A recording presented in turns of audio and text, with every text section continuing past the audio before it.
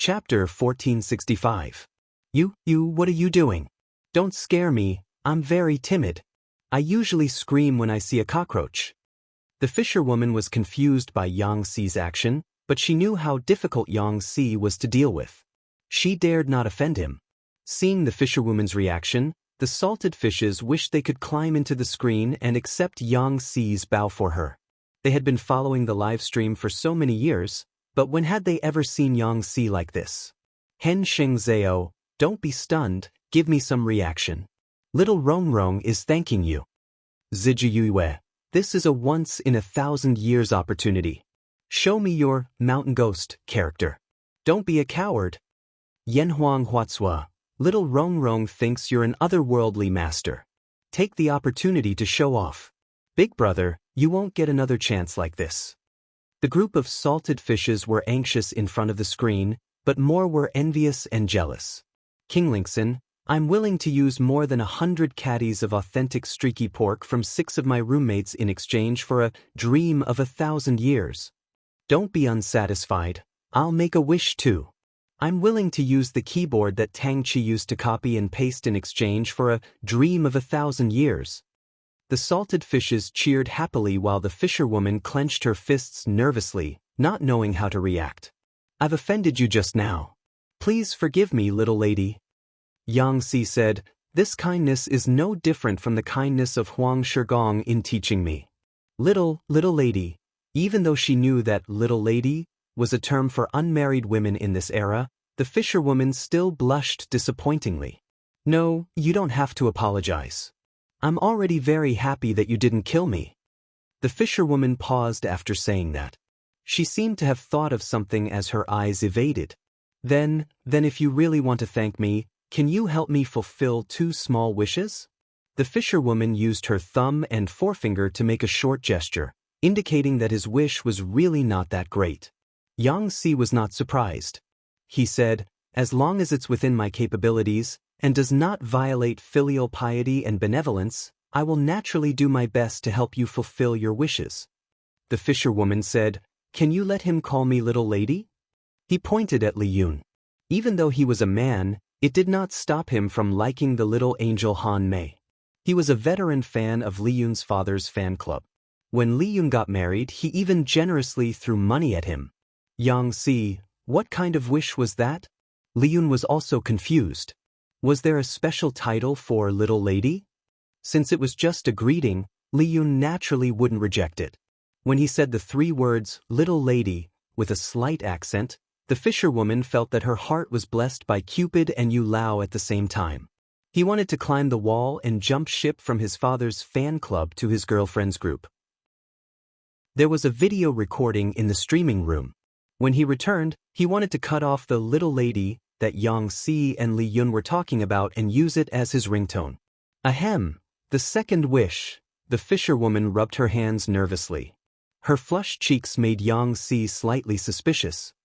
My second wish. Can I have your autographs? Yang Xi raised his eyebrows and asked in confusion, autograph? It's rare for me to come here, so I want to take something from my idol as a souvenir. The fisherwoman said pitifully, the mountain is very boring, and I can't stay in the human world for long. Do you know how rare it is for me to possess a body? Autograph as a souvenir. Yang Xi was a little hesitant.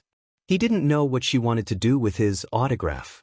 If it was really a wild mountain spirit, Yang Xi felt that it was somewhat unreliable based on the supernatural novels that he had read. On second thought, it wasn't hard to get their handwritten words. Yang Xi had the habit of practicing calligraphy on a daily basis, so he didn't know how many useless manuscripts he had written. If this mountain spirit really had evil intentions, there were plenty of channels. There was no need to use such precious information as bait.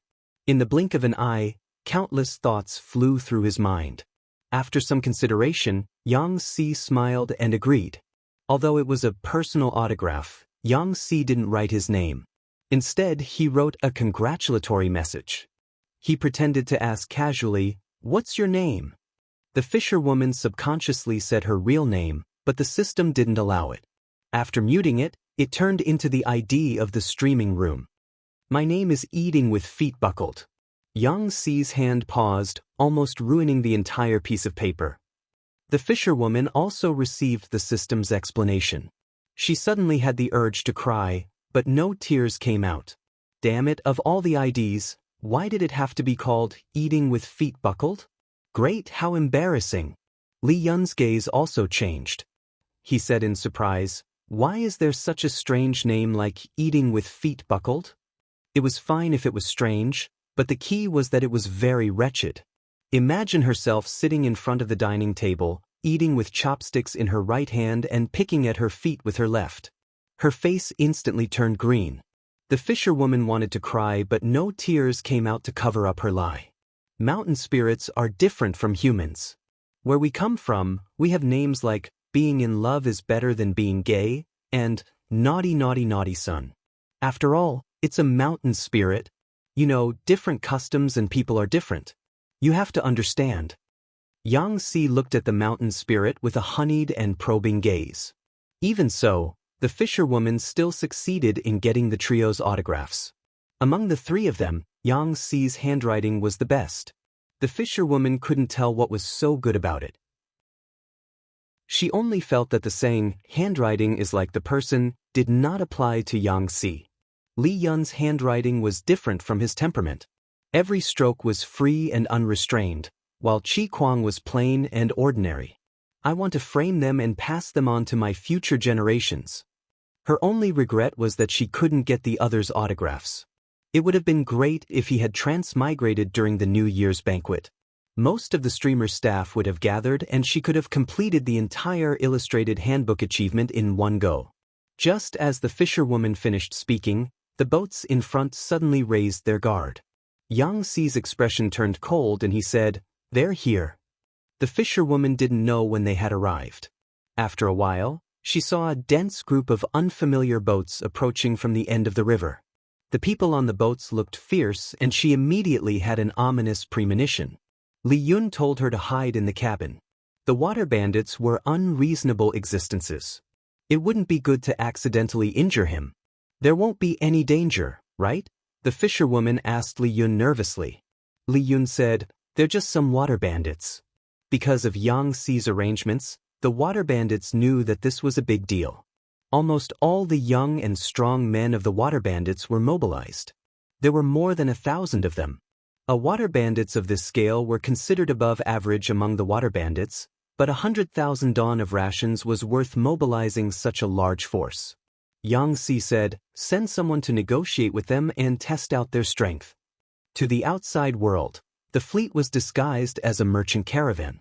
The people standing on the deck were either rough men in plain clothes or elderly boatmen. Although there were a few armed servants on the outer boats, they posed no threat to the water bandits. The water bandits said, "We don't want your lives, we only want your money. If you know what's good for you, leave your money and leave." Chapter 1466. Why would the water bandits agree? Wasn't the 100,000 dawn of rations transported to Zhangzhou to make a fortune? These unscrupulous merchants were willing to do anything in order to earn blood money. Instead of letting them harm the people with the rations, they might as well rob them to feed the thousands of brothers in the village. If they had not been well informed, suppressing the news and acting secretly, such a fat sheep would have been snatched away by someone else. Yang Xi stood on the deck, waiting for the other party's reply. The water bandits' ships had already surrounded the fleet. The fisherwoman stuck her head out curiously and looked around. With the good vision of this body, she could see the figures of the water bandits in the distance. Usually, she watched the live stream through the screen, so no matter how bloody the scene was, she could get used to it. Now that she was in the flesh, she panicked. To ease her nervousness and fear, the fisherwoman could only force herself to focus on the bullet screen. Because the fisherwoman had not transmigrated for a long time, everyone did not know that Yang Xi was enforcing the law. Instead, they thought that Yang Xi and the others were escorting rations to the front line.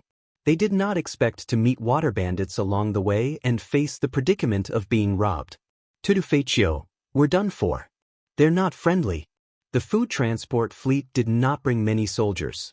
We're going to be robbed. Deng Hai Kuangma, it's fine if the rations are lost, but the people can't be harmed. Fireworks era. This is strange.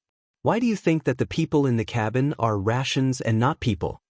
Countless bullet screen comments flew by. The fisherwoman became more anxious the more she read. When she transmigrated, she was in the cabin. There were only about 10 guards, and the rest were sacks of rations. It was obvious that the other ships were in the same situation. The entire fleet probably did not have as many people as the water bandits. If they fought, they would lose. The fisherwoman bit her lips secretly, not knowing that the situation outside had changed again and again. The fleet deliberately showed weakness to encourage the water bandits, giving them the illusion that the fleet had more rations than people, so they were not a threat. Leader, don't talk nonsense with them. We can't afford to waste time, a small leader of the water bandits said. We're too big of a target. If we attract the attention of the nearby villages, it'll be difficult for us to take everything for ourselves. Why don't we try boarding the ship and see what's real? The leader of the pirates also thought the same. The longer this dragged on, the more trouble there would be. He immediately ordered his minions to approach the ships on the periphery and force their way onto the decks to rush into the cabins. The cabins were filled with bags of food. The lackeys were very arrogant. They kicked the guards who tried to resist into the water and shouted, "Boss, it's all food." The surrounding boats were all in the same situation. The leader of the pirates immediately gave the order. Seeing this, the corners of Xianxia's lips curled up into a cold smile. The fisherwoman accidentally saw it, and she shuddered involuntarily. From the beginning to the end, Xianxia did not show any signs of panic or confusion. He should have known that he had a card up his sleeve. They're coming. The fisherwoman saw the ferocious water bandits board the deck, and her heart beat like thunder. Her hands and feet became ice cold, and her face was completely drained of blood. Li Yun stood at the side and said in a deep voice, "Don't panic. Just watch." The fisherwoman could not help but widen her eyes as she saw a scene that she would never forget for the rest of her life. The water bandits discovered that the ships on the periphery were all loaded with food. In a moment of excitement, their wariness was greatly reduced, and they did not discover the hidden danger. When the water bandits boarded the deck and entered the cabins, what they saw was not food, but a butcher's knife that had been waiting for them for a long time. Screams rose and fell. Before long, corpses fell into the water like dumplings, instantly dyeing the water red. Before the water bandits could react, Xianxia ordered the boats to change positions and blocked their path, wrapping them up like dumplings. The water bandits were caught off guard. They had no way of putting up any effective resistance and were instead slaughtered. They could not defeat the enemy, and there was no way to escape with their boats. Left with no choice, many of the water bandits chose to jump into the water. They had been around water since they were young and were very good swimmers. But Xianxia did not plan on letting them go. Rows of archers shot arrows into the water. The fisherwoman witnessed all of this with her own eyes. The corpses on the water surface sank and floated up again. Fresh blood dyed the blue water scarlet. She was in a daze and did not notice that a water bandit had climbed onto the boat to launch a sneak attack. When Li Yun chopped the man into two, fresh blood sprayed all over his face and the water bandits had rolled in front of him. Only then did the fisherwoman react. She screamed in fright. This was definitely not a good experience for the fisherwoman. He lived in a harmonious society where firearms were controlled. The bloodiest scene he had seen since he was young was when the husband of his neighbor in the countryside abused his wife, beating her until her face was swollen and her nose was black and blue as she wailed and screamed. To him, this was an extremely deep psychological trauma. He did not expect that after transmigrating he would witness so many living people dying in front of his eyes. The fisherwoman was so frightened that tears flowed from her eyes, giving Li Yun a fright. As it was a fishing operation, the water bandits were caught off guard. Xianxia did not have to pay much to obtain a great victory. Xianxia said, "Interrogate them properly. If they are willing to work for us, spare their lives. If they can't, deal with them." Most of the water bandits were tough on the outside but weak on the inside. They were not hard to deal with and could be subdued with a little effort. Xianxia was not very worried. On the contrary, the man who called himself mountain ghost, was crying very miserably. His courage was even smaller than his daughter, who was not even 1 year old. "Why are you crying?" Xianxia asked him. The fisherwoman took a while to recover. Her hands and legs were weak. Dead people. The fisherwoman did not know if she was lucky or unlucky. Not only did she meet Li Yun and the rest, but she also received their autographs and blessings. It should have been a good thing, but she did not expect so many water bandits to jump out in the next second and put on a one-sided massacre in front of her. Xianxia said coldly, "In troubled times, there are no places where people don't die." The fisherwoman had heard similar words from others when she watched the live stream. At that time, she felt it was rather cool, but now she felt exceptionally sorrowful. I thought killing people was against the law," Xianxia sneered. "That was during the Golden Age. In Golden Age, killing people is against the law. In troubled times, human life is less than grass." His observational skills were meticulous, and he could more or less see some clues. Even though he did not know where Mountain Ghost came from, he did not look like an evil person. His living environment should be very simple. The fisherwoman held back her tears. At the same time, she felt a little fortunate. Fortunate that she had only transmigrated for 12 hours. Fortunate that there was no war in the era she lived in. For some unknown reason, he seized the time to tell Qi Kuang and the rest what he felt would be useful. Qi Kuang listened attentively. Unknowingly, the moon and stars filled the sky outside. "I've never seen such a beautiful starry sky." The fisherwoman sat on the deck and supported her body with her hands. She sighed with emotion. The system reminded her that the countdown had begun. Xianxia suddenly asked, "Since you're a mountain ghost, you can reach the heavens and the earth. Do you know if my master has any hope of attaining the throne?" The fisherwoman was lamenting the short time. When she heard this, she subconsciously retorted, "Besides her, who else could it be?" Chapter 1467. Seeing that Xianxia was rooted to the ground, the fisherwoman walked forward with a grin. She placed one hand on her waist and patted Xianxia's shoulder with the other. "Your master? My lord is not an ordinary person.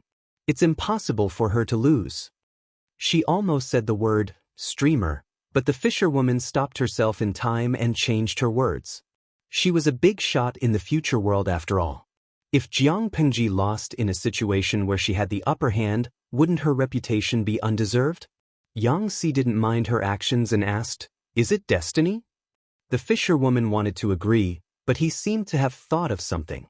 He shook his head and denied it, scaring Li Yun and Qi Kuang into silence. What did Mountain Ghost mean? Don't you think it's unfair to her and the souls of the heroes who died in battle to ascribe her merits all these years and the achievements of the soldiers who died along the way to the word destiny? The fisherwoman said, "At the end of the day, didn't all of this come from your lord and all of you? The word fate, as light as a feather, can't give such a heavy fruit." The fisherwoman didn't know how to express her meaning. She scratched her head in distress. "If I studied hard for more than 10 years before I was admitted to the best school, and some idiot jumped out and told me that I was able to get in because he helped me with a prayer ritual, abruptly depriving me of more than 10 years of hard work, I would definitely jump up and smash the other party's head.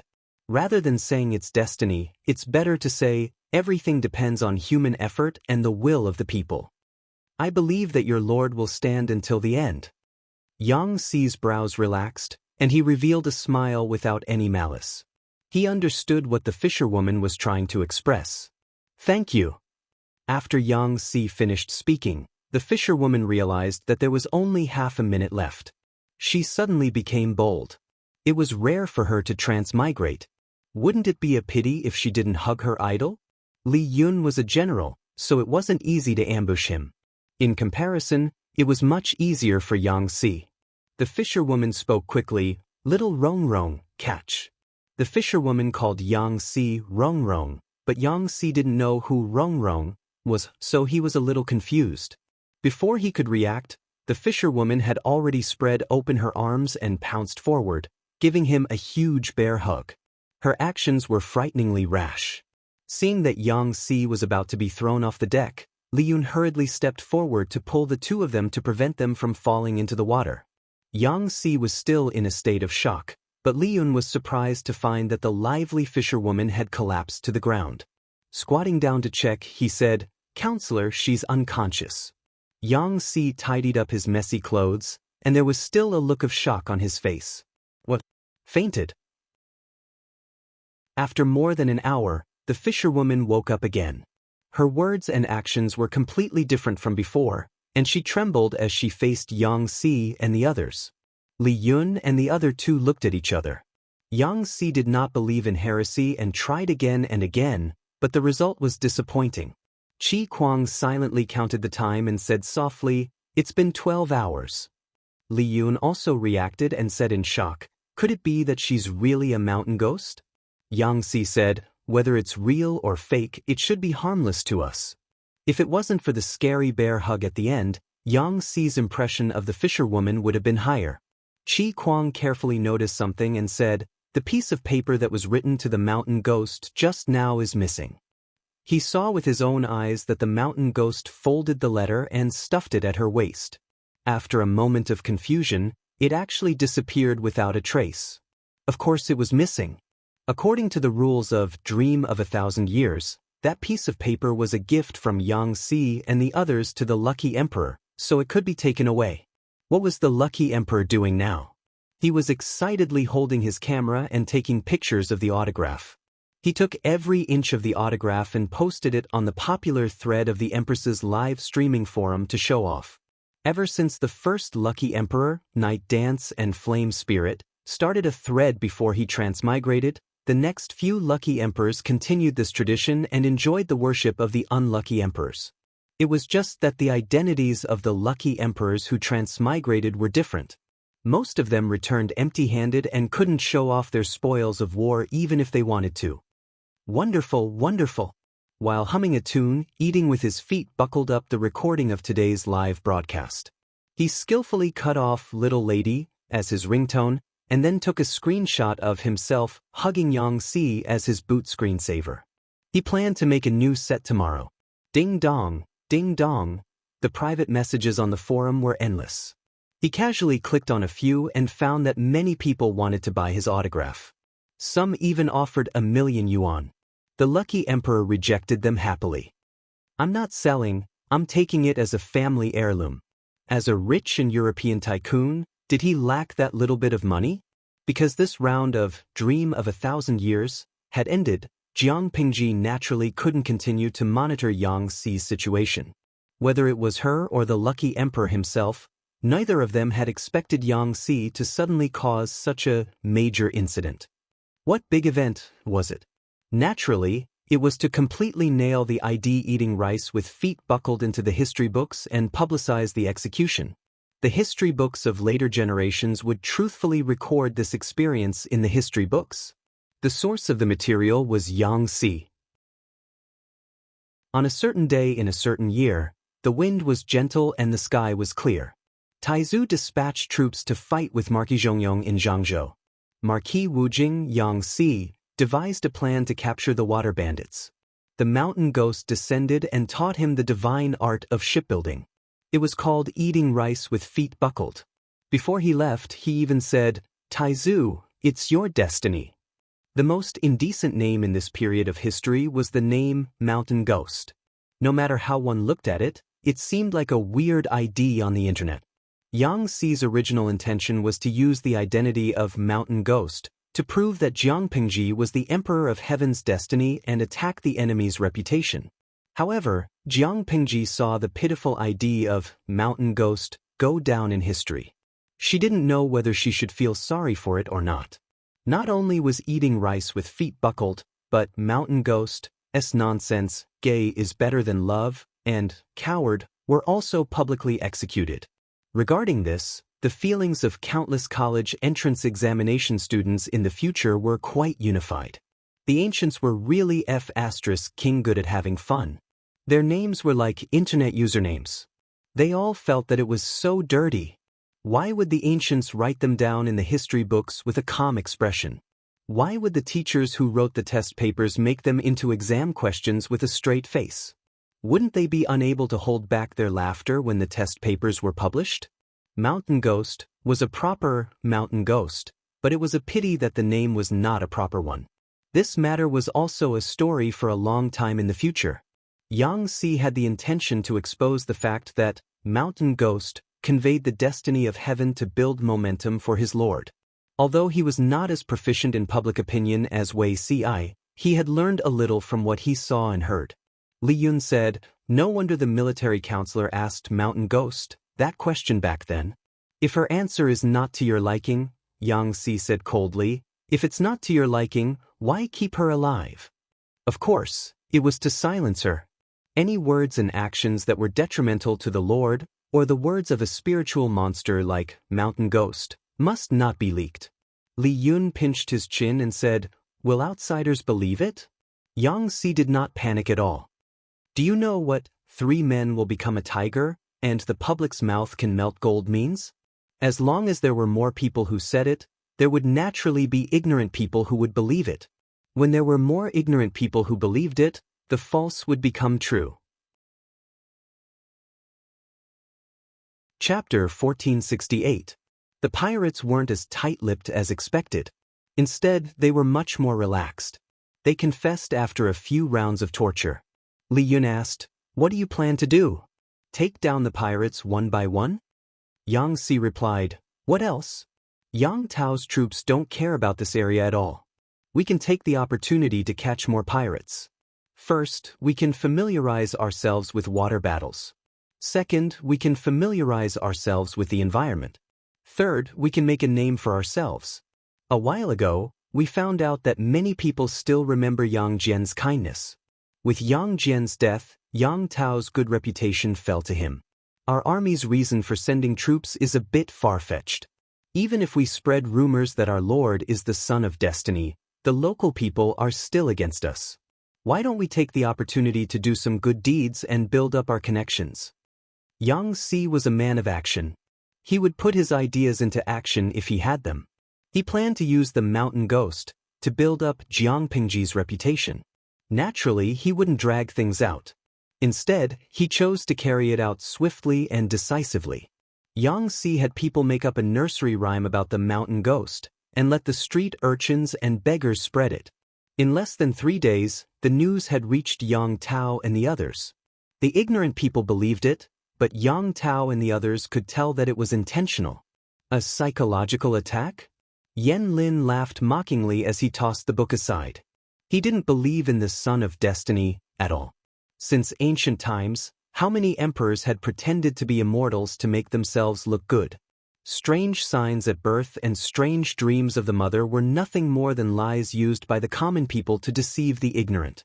If he was really the son of heaven, why were there so many people who lived less than 100 years old? What, live as long as the heavens and live 10,000 years? They were just bullsh*t.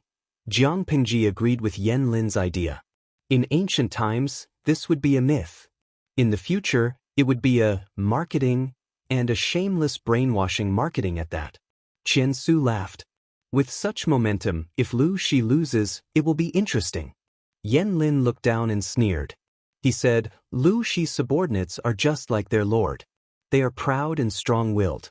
They probably realize that our lord's reputation in Zhangzhou is unshakable. They are afraid that the people will interfere at a critical moment. That's why they came up with this plan. They didn't know that this plan had also pushed their lord into the teeth of the storm. The will of the heavens? As long as Jiangpingji was not the one who sat on the throne in the end, she would become the joke of the ages. There are pros and cons to this. If she succeeds, she will have a mysterious halo around her. The ignorant people in the world do not have the courage to fight against the immortals. If he failed, it would just be another joke in the annals of history. Qian Su asked, Is Lu Shi declaring her ambition to the world? Wang Lin said, Even if she doesn't say it, who in the world doesn't know of her ambition? Qian Su smiled and said, There's still a difference between what everyone knows and what she admits herself. Wang Lin and the others didn't pay much attention to the fact that the mountain ghost had taught them how to build ships. Shipbuilding was a secret skill that could not be taught to outsiders. All the famous craftsmen in the south had been recruited by Yang Tao. Those who weren't taken in were mostly raised by others. How high could the standard of Jiang Pingji's warships be? No matter how powerful he was, could he be more powerful than them? The waters south of Zhangzhou were more developed. Shipbuilding technology had been accumulated and improved over the generations. It was considered the best in the world. Most of Jiang Pingji's troops were from the north. Even if she had planned for the navy years in advance, shipbuilding technology was not something that could be improved by Qi Kuang alone, let alone secretly learn it in a short period of time. According to the estimation of Wang Lin and the others, Jiang Pingji's warships should be slightly inferior to theirs. Naval warfare was not only demanding on the navy, but also on the quality of the warships. Even if the navy was strong, they couldn't defeat the enemy without strong warships. Yang Si killed the pirates while fishing. He used interrogation and other techniques to perfect the great universal geographical map of the nearby waters. Such a big movement couldn't escape the eyes of Wang Lin and the others. Yang Tao said, "Why don't we send someone to test the strength of their navy?" Wang Lin said, "Yes, that's what I was thinking." Thus, one group of people disguised themselves as merchants, while the other group disguised themselves as pirates. The two groups of people coincidentally met in a certain region of water. After a short fight, Yang Si had a bad feeling and ordered a retreat. Wang Lin and the others didn't chase after them. What's the situation? For the sake of safety, Yang Tao, Wang Lin, and the others didn't go personally. They only sent a general who was experienced in naval warfare. There were only about 1,000 people on both sides. The battle didn't last long because it was just a test, so it wasn't a fierce battle. As an experienced general, the general had some information about the enemy. He said, "I'm afraid the enemy is harder to deal with than we expected." Wang Lin raised his eyebrows. He didn't expect this answer. What about the boats they used? The deputy general said, according to this general's judgment, they should all be the boats of the nearby fishermen. The civilian boats couldn't compare to the warships in terms of size and sturdiness. However, to avoid alerting the enemy, they didn't use warships either. Instead, they used civilian boats that the pirates often used. In terms of boats, the two groups were about the same. The only difference was the combat ability of the soldiers. Wang Lin asked the general about their combat ability, and the general answered truthfully. In short, if he hadn't known that the enemy was a northerner, he wouldn't have been able to tell the difference between them and the navy from the south. They were good swimmers and coordinated well. They didn't panic at all. This was clearly a well-trained elite of the navy. If the general hadn't retreated in time, he would have been caught by the enemy and exposed. Even so, he felt that the enemy had realized what was going on. Yang Si guessed it. The pirates they encountered this time were very cooperative. They were a regular army, not a motley crew. Yang Tao frowned and looked at Wang Lin, questioning him with his eyes. Wang Lin said, "My lord, please give the order to send more people to investigate. We must find out how strong they are." No one knew if the navy of 1,000 people was the same as Jiang Pingji's elite navy or the average navy. There was a big difference between the two. Yang Tao knew that he couldn't be impatient, so he agreed to Wang Lin's suggestion. The two groups began to test each other. The smell of gunpowder was getting stronger. Jiang Pingji's side wasn't going to give in. "Since we're sure that Nieliang doesn't have many days to live, let's add fuel to the fire and send him on his way." Shiguan Rang asked her, "My lord, do you mean to send the troops now? Isn't this too radical and arbitrary?" Chapter 1469. TSK, this Nieliang is very tough. Jiang Pingji had sent scouts to investigate several times, but there was almost no substantial gain. Many scouts were killed because their identities were exposed. The scouts under Jiang Pingji's tent were well-trained elites. Even if they were discovered by the enemy, they could turn around and escape at once. They could not escape under such circumstances. It could only be said that Nieliang's attitude was very tough. He was unwilling to let go of any enemy scout. Shiguan Rang waved his jade fan and said, "According to the information from the scouts, Nieliang is ready to take action in the near future." Jiang Pingji rested her chin on her hand and said, "If he doesn't take action, we will." "What's the difference?" As they spoke, someone outside the tent reported. Jiang Pingji hurriedly let him in. "What news is there this time?" She shook off the cloth and scanned through it. Qiguan Rang asked with her eyes. Jiang Pingji handed him the cloth and said, "Although this news is not from the front line, it has a lot to do with the Nie family." A team of scouts found more than 100 people behind the Nie family approaching the Nie camp. Their identities are mysterious. When Jiang Pingji relayed the news, Qiguan Rang read the contents of the cloth silently. To prevent their identities from being exposed, the scouts could not get too close. They could only hide in the mountains and dense forests and observe carefully. Based on their rich experience, they roughly figured out the enemy's scale through the hooves, footprints, food leftovers, and campfires left by the enemy. Unfortunately, due to the restrictions of the conditions, they could not figure out the enemy's identity. Qiguan Rang folded the cloth neatly and asked, "Do you have any idea, my lord?" According to the news from the scouts, the scale of the troops was not large. There were only more than 100 people, but every guard was a troop carefully trained by the landowning families. Not only were they experienced in combat, but they were also very strong in reconnaissance and anti-reconnaissance. If that wasn't the case, the scout would have been able to get even closer. Troops were different from ordinary soldiers. In essence, they were more like private troops that were raised by a private person. Jiang Pingji also raised many troops in the past. They became the original capital for her to conquer the world. Looking at the situation, this should be the troops raised by the Nie family. The Nie family sent more than 100 elite guards. I don't know who they are escorting. Although she said that, she was frowning in her heart. The scout said that there were 2 young people in the carriage. Qiguan Rang said, "At this juncture, it's most likely Niel Yang's confidant or direct relative." Jiang Pingji smiled and said, "No matter what his identity is, won't we find out by sending someone to investigate?" For the sake of safety, this group of people chose secluded and quiet country roads, even if they had to take a long detour. Dilly-dallying makes it easier for us to do things. She had always been swift and decisive in her work. Taking advantage of the night, she sent over 100 people to quietly bypass Nie Ying's eyes and ears, intending to intercept that group of people. Because it was difficult to travel at night, even if Nie Qing and the others were in a rush, they could not force themselves.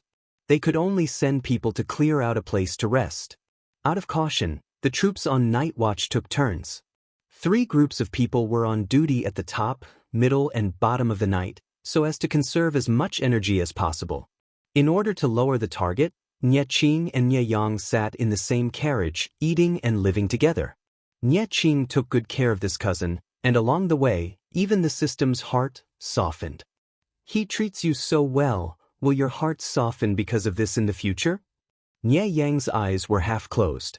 In the dark, he could barely see Nie Qing's silhouette lying beside him. He was exceptionally calm. He sneered in his heart, "You've been with me for so many years, but if one day you get in my way, I won't be merciful." This also indirectly answered the system's question. Without waiting for the system to reply, Nie Yang said lazily, "It's late, don't bother me." System. It knew it. As Nie Yang grew older, his ambition grew and he became more and more unruly. How dare he threaten it? The system was furious, but it could not fall out with Nie Yang at this time, so it could only pinch its nose and bear with it. After about a quarter of an hour, the system, which had returned to silence, spoke again. Nie Yang's face was a little sour. It took him a lot of effort to get sleepy, but he did not expect the noisy system to jump out and ruin the mood. The system explained faintly, "It's not that I want to disturb your sweet dreams, but there are enemy forces approaching 2 miles away." Nie Yang woke up in an instant, all the sleepiness gone. He pretended to be startled awake by the nightmare. His nostrils flared, his breathing heavy, cold sweat dripping from his forehead, and fear lingering in his eyes. Nie Qing, who was in a light sleep because he was worried about his father, was easily startled awake by Nie Yang. "Yang, what happened?" Nie Qing grabbed his outer robe and draped it over his shoulders. He lit up the firewood and saw that Nie Yang was in a state of shock, fear lingering in his expression. he said in realization. Yang, is this a nightmare? Yang grabbed his wrist and said in a hoarse voice, Brother, wake him up quickly, something big has happened. Qing looked puzzled. He asked in surprise, what happened? Yang spoke quickly, I had a very realistic nightmare just now. I dreamt that there were dark shadows outside the carriage, shouting and yelling, and someone with a knife broke into the carriage. Brother, in order to protect me, you were slashed by the thief, and blood flowed profusely. Qing said in amusement, Isn't I fine? Where did the enemy come from? Yang wet his dry lips with the tip of his tongue and said in a hoarse voice, This dream is really ominous. Brother, you'd rather believe it than not. Qing pondered for a while. Out of love and concern for his cousin, he said, Don't panic, I'll get someone to be on guard. Yang played the role of a frightened rabbit on the surface, but in his heart he asked the system, How many people came? The system gave him a precise number. 112. They should be Lu Shi's ambush troops. Over 100 people? They're obviously prepared. Wait, something's not right. Yang's expression grew colder. He said, No matter how good Lu Shi's eyes and ears are, they can't compare to you, right? If Lu Shi's eyes and ears can discover us, why didn't you warn us along the way? Scouts were humans, they could use the terrain to hide their tracks, but the system was different. Yang had sufficient reason to suspect that the system had discovered the enemy but was deliberately hiding it. As expected, the system said, It's just a few ants, there's no need to report such a small matter to you. In any case, it didn't endanger your life. Yang laughed coldly. Now it's a threat. If the enemy didn't send 112 people but 200 or 300, with the advantage of a sneak attack, what would the result be? The system also laughed. Host, you're blessed. This is just a small disaster to you, it won't endanger your life. Yang's heart surged with anger when he heard this, and his molars creaked. How could he not tell that the system was purposely warning him? Chapter 1470. Although he didn't know what kind of monster the system was, Yang wasn't heartless. How could he allow a strange monster to infect his brain without taking any precautions? Not long after the system appeared, Yang made thorough preparations. After all, the previous master of Zhongzhao's Temple of Salvation was enlightened Liru, an expert with real skills and knowledge. Yang had once visited enlightened Liru in Temple of Salvation under the pretext of accompanying his family's womenfolk. The monster didn't dare to show itself, so it didn't know how old Yang was at that time. It also didn't know what cards Yang had up his sleeves. The system felt uneasy, but comforted itself that Yang was just a mortal, so there was no reason for it to be afraid. As they spoke, Qing had already gotten off the carriage. He called the troops on night watch and instructed them to be vigilant before daybreak to prevent any sneak attacks. Everyone was suspicious, but this was Qing's order, so they couldn't question it. They could only obey. Can you sleep now? Qing entered the carriage again and smiled warmly. Go to sleep first, Yang. I'll keep watch for you. Yang gripped his blanket tightly. In order not to expose himself, he had to listen to Qing. Seeing that his cousin had fallen asleep, Qing lit an oil lamp and took out a thick book to read. He hadn't even flipped 2 pages when he heard a shout from outside. Who goes there? Just as the troops finished speaking, Qing heard the sound of a knife cutting into flesh. Blood splattered on the ground, followed by the sound of a heavy object hitting the ground. His face paled, and his right hand gripped the thick book tightly. Yang, who had just laid down, stood up. Brother, Yang's face flickered under the orange candlelight, but the fear in his eyes couldn't be concealed. Qing said, Yang, calm down. It's not a good time to get off the carriage. Wait for things to calm down outside, don't go out and cause more trouble. Both of them had learned swordsmanship, but how could they compare to Protector Chu? If they got off the carriage in a hurry to check on the situation, they would only be adding to the burden of guarding the troops. Qing raised his sword in a defensive stance, the sounds of battle ringing in his ears. The atmosphere was tense and heavy, even his palms were sweaty. Brother, we won't. Yang was so scared that his eyes turned red and watery. Nie Qing comforted him. Since the heavens made I Yang have such a precognitive dream, it means that the heavens are on our side.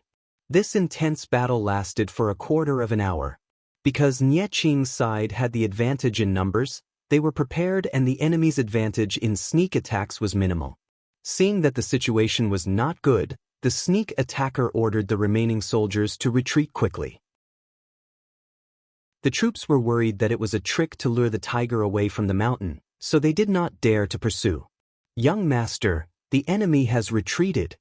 Hearing this, Nie Qing's hand holding the sword gradually loosened, the sword falling to the ground with a clang. What are our casualties? Nie Qing asked. The troops were not sure either. It was too dark at this time, and after the chaotic battle just now, both sides could barely recognize each other. At this time, the battle had just ended, and the casualties had not been accounted for. However, according to his estimation, they had suffered heavy losses tonight. They had lost half of their forces, and the rest were still injured. In this state, it was really not suitable to stay in the wild. The troops suggested that they leave overnight and rush to the camp as soon as possible. They were still not clear about the enemy's situation, and they did not know if the sneak attack was only once or if it would come in waves. Nie Qing heard this and said solemnly, "Immediately distribute medicine to the injured soldiers, and reorganize before we set off." If they did not even treat their injuries and unfortunately met the enemy, it would be sending them warmth. Yes. Nie Qing heaved a sigh of relief and said to Nie Yang, "This time, thanks to Yang's warning, otherwise I would have lost my life here." Nie Yang said, "I am not worthy of it. If not for elder brother's protection, I would have lost my life long ago." He naturally did not warn Nie Qing to save him, but to save his own life. The crisis was over. Nie Yang laughed coldly in his heart. "Come, let's have a good talk. System. Does this mortal mean to threaten me? Who is afraid of who? If I don't teach him a lesson, does he really think that the system is cheap labor?" The night attack failed. This result was out of Jiang Pingji's expectations. According to the soldiers who escaped, the enemy seemed to have predicted it. However, this prediction was not from the beginning, it was more like a spur-of-the-moment idea. Jiang Pingji pinched her chin and said, "Have you found out who the two people in the carriage are?" The soldier said, "The two of them were extremely cautious and did not take a step out." Jiang Pingji sneered and said, "They are quite smart, knowing not to cause trouble for others." After thinking for a while, she said, "You have worked hard tonight. It is more important to go down and treat your injuries. We will reward you afterward." The soldier's face was filled with shame. They could not complete the task entrusted to them by the Lord, so they had no way to accept the reward. Jiang Pingji sent them away and was about to raise her hand to rub between her eyebrows when Wei Ci walked out from behind the screen. "Lord, I suspect that the two of them are very likely to be," Jiang Pingji said, "Nielyang's heir, a big fat fish. I have miscalculated. If I had known earlier, I would have sent more people." If it was a general with outstanding martial arts skills, such as Qin Gong, he might have been able to kill Nie Qing and Nie Yang. Wei Ci said, "Why do you say such disheartening words? You know that with more people, it is easy to expose our tracks and make the enemy vigilant." Jiang Pengji rested her chin on her hand and said, "Even so, it is indeed a pity." Wei Ci said, "I am more concerned about one thing. According to our soldiers, the enemy is only on their guard at the last moment." Jiang Pingji's thoughts turned and she suddenly thought of Nie Yang. It was said that he was the host who had one of the system's fragments. If he was also in the team, it would not be strange for him to predict the enemy's whereabouts in advance. She said, forget it. This matter is enough for Nie Yang to suffer. I wonder how shocked and angry he will be when he finds out." Jiang Pingji's goal was to send Nie Yang to the next world earlier. If she could kill Nie Qing along the way, it would be an additional gain. It was fine even if she could not, she did not need to feel too much pity. Wei Ci sighed softly and said, "I am afraid he will fly into a rage." Wei Ci did not care whether Nie Yang died or not. He only cared about his elder brother Wei Dan, who died of depression in his previous life. Unfortunately, the two brothers were on opposing sides. Some things were destined to not have the best of both worlds. The next day, the scorching sun rose above their heads. Nie Qing and the others successfully met up with the Nie army. Was the young lord attacked? Wei Dan was sent by Nie Liang to fetch Nie Qing. He saw from afar that Nie Qing's team was full of wounded soldiers and was shocked. Due to the bumpy ride, Nie Qing did not sleep much. There was a faint green color and fatigue in his eyes. He said to Wei Dan, "Last night, there was indeed a wave of thieves who took the opportunity to attack, but a Yang woke up from his nightmare. That is why the entire army was not wiped out." Wei Dan asked, "Can the young lord be more specific?" Nie Qing recounted the events of last night and mentioned Nie Yang's contributions again to leave a good impression with Wei Dan. Chapter 1471. The Lord has been waiting for you, young master. Please don't delay the time. Even though they were only 2 hours away from Nie Qing's camp, Wei Yong was still worried based on Nie Qing's description. Nie Qing nodded and said warmly, "We'll set off now." After last night's ambush, he knew how dangerous the situation was. Who knew how many evil eyes were hiding in the dark? Nie Qing boarded the carriage with Wei Yong's help. Seeing that Nie Yang was still curled up in his sleeping position, Nie Qing was worried. Last night's ambush had frightened a Yang badly. He had nightmares all night. Perhaps it was because the dreams were too terrifying, but his expression was extremely ferocious. Nie Qing tried to wake him up, but there was no response. If not for the fact that he was still breathing, Nie Qing would have suspected that a Yang had been captured by the envoys. What kind of nightmare is this? Nie Qing worriedly held Nie Yang's hand. The back of his hand, which had bulging veins, was cold and sticky with sweat. Little did he know that Nie Yang was not having a nightmare. His pain level was several times higher than the most terrifying nightmare. Last night, Nie Yang was angry at the system for hiding things from him and carefully tested the system's bottom line. The system also sensed that Nie Yang's wings had hardened and was trying to escape its control. After a verbal exchange, it looked like it was going to collapse. Nie Yang had a Daoist treasure given to him by Venerable Liru. It was said to be able to suppress evil spirits. He showed this trump card and tried to negotiate with the system to gain the initiative and control. Unexpectedly, the system flew into a rage and tore off its false pretense. It was no longer gentle and obedient, but instead showed its ferocious side. The consequence of disobedience is being tortured to death. Do you really think a mere mortal can turn the tables in my hands? Although the Daoist treasure given to him by Venerable Liru did not cause any serious damage to the system, it did cause it some damage. This made the system extremely angry. Nie Yang was a mortal that grew up under its nose. He was just one of the many ants. Who gave him the confidence to try to shake the position of a god just because he had a trump card? The system did not mind Nie Yang having his own thoughts, but it could not tolerate an ant scheming against it. The system was experienced in dealing with such an unruly host. It guaranteed that it would be obedient. It needed force to make Nie Yang understand that the distance between them was a rift that mere mortals could not cross. Obey or die. Mortal, do you understand? The system wanted to kill Nie Yang for offending it, but it couldn't do that. First of all, it wasn't easy to find a suitable host.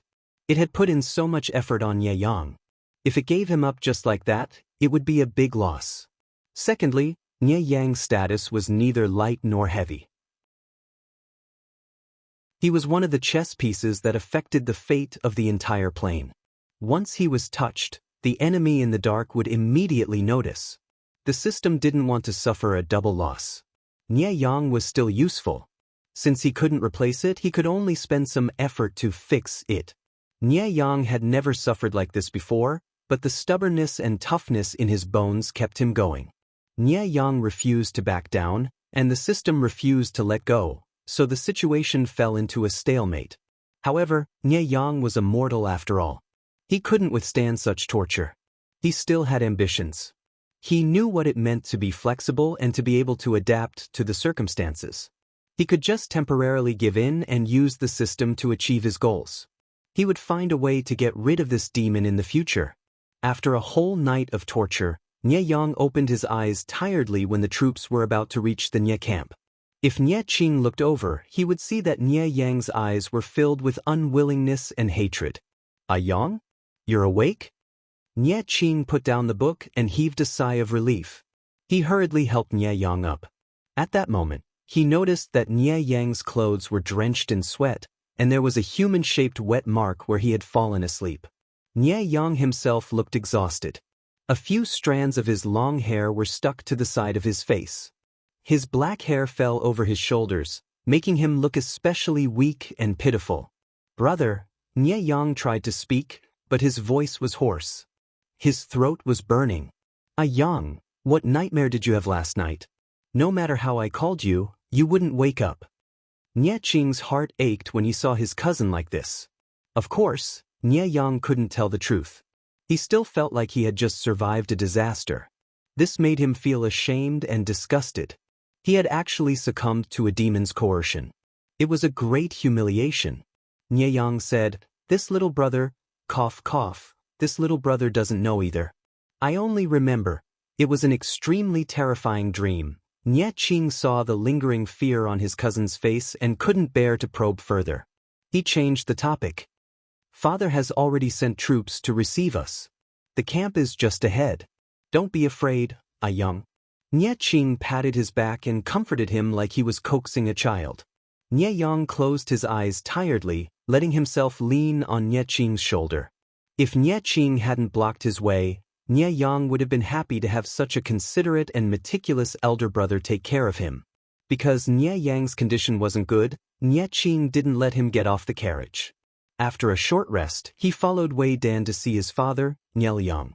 Nie Liang already knew that his son had been ambushed in the middle of the night and almost lost his life. For a moment, anger and worry coexisted in his heart.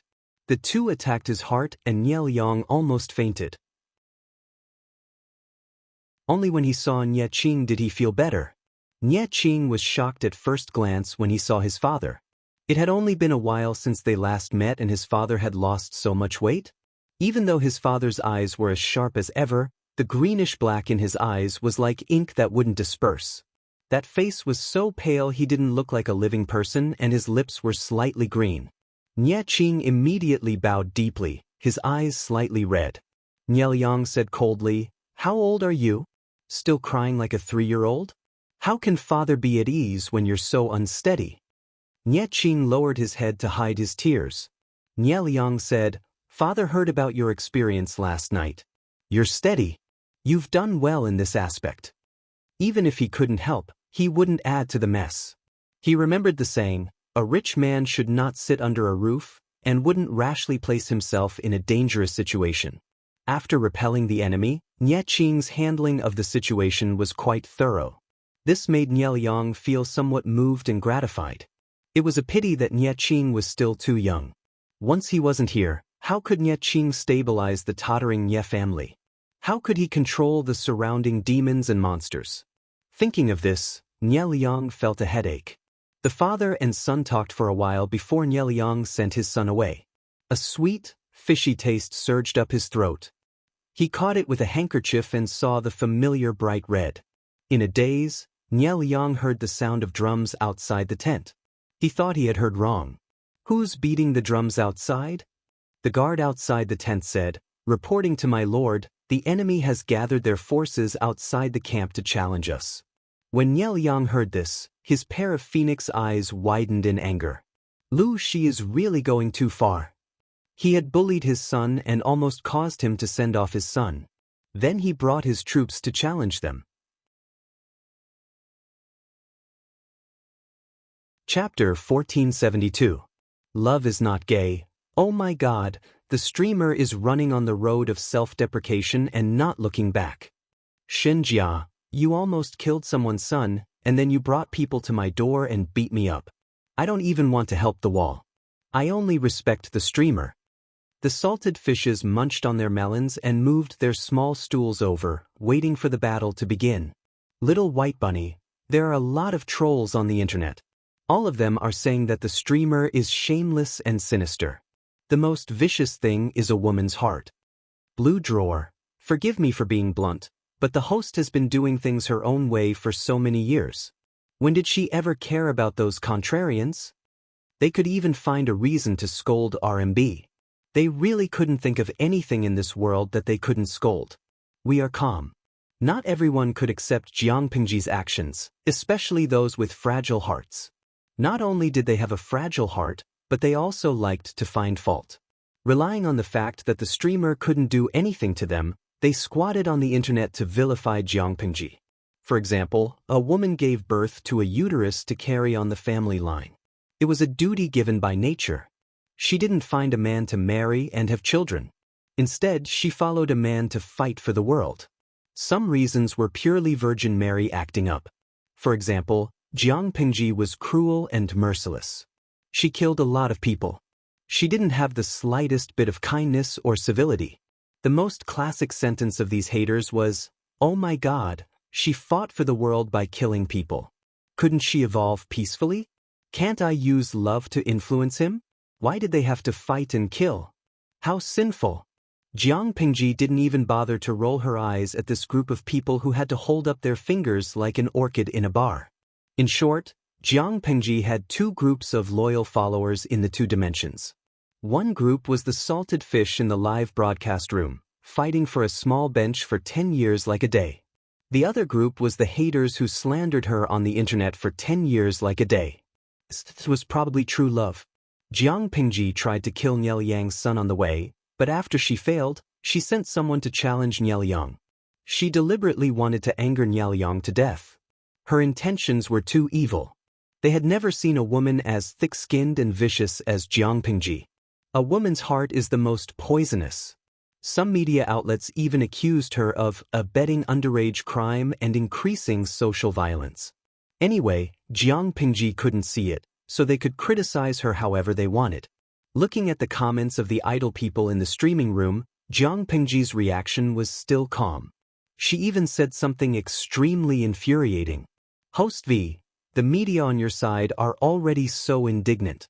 Niel Yang, the person involved, should be even more furious, right?" They had once again underestimated the host's shamelessness and psychological endurance. The salted fishes were silent for a long time. How could he reply? He could only use ellipses. As they chatted and laughed, the challenge continued. A certain kung fu will make full use of the language style of the boorish school.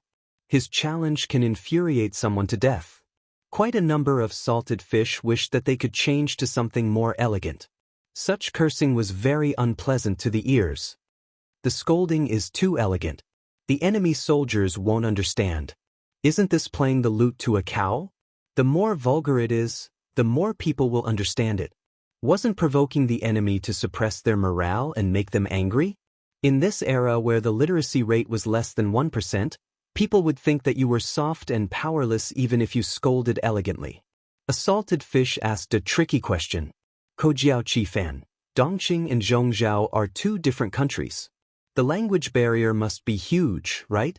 Do you understand? Jiang Pingji said, "Don't you know that you can learn scolding words even from a different race?" Even if they didn't understand, they knew that the other party was scolding them. This was the charm of scolding. As they spoke, the enemy finally responded. "My men." Jiang Pingji drew out the god-slaying sword and carried it on her shoulder. She raised her chin slightly and said arrogantly, "It's time to start." Sun Wen, who was supervising the battle, was speechless. This time, they sent out troops to anger Niel Yang.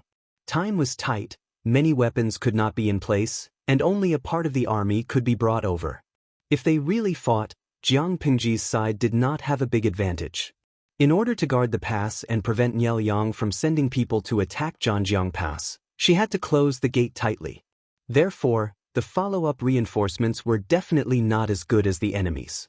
Niel Yang rushed into battle, and his preparation was not as good as Jiang Pingji's. If the battle started, he would definitely suffer a small loss. If the two armies fought for a long time, Niel Yang's reinforcements would catch up, and Jiang Pingji would fall into a passive and disadvantageous position.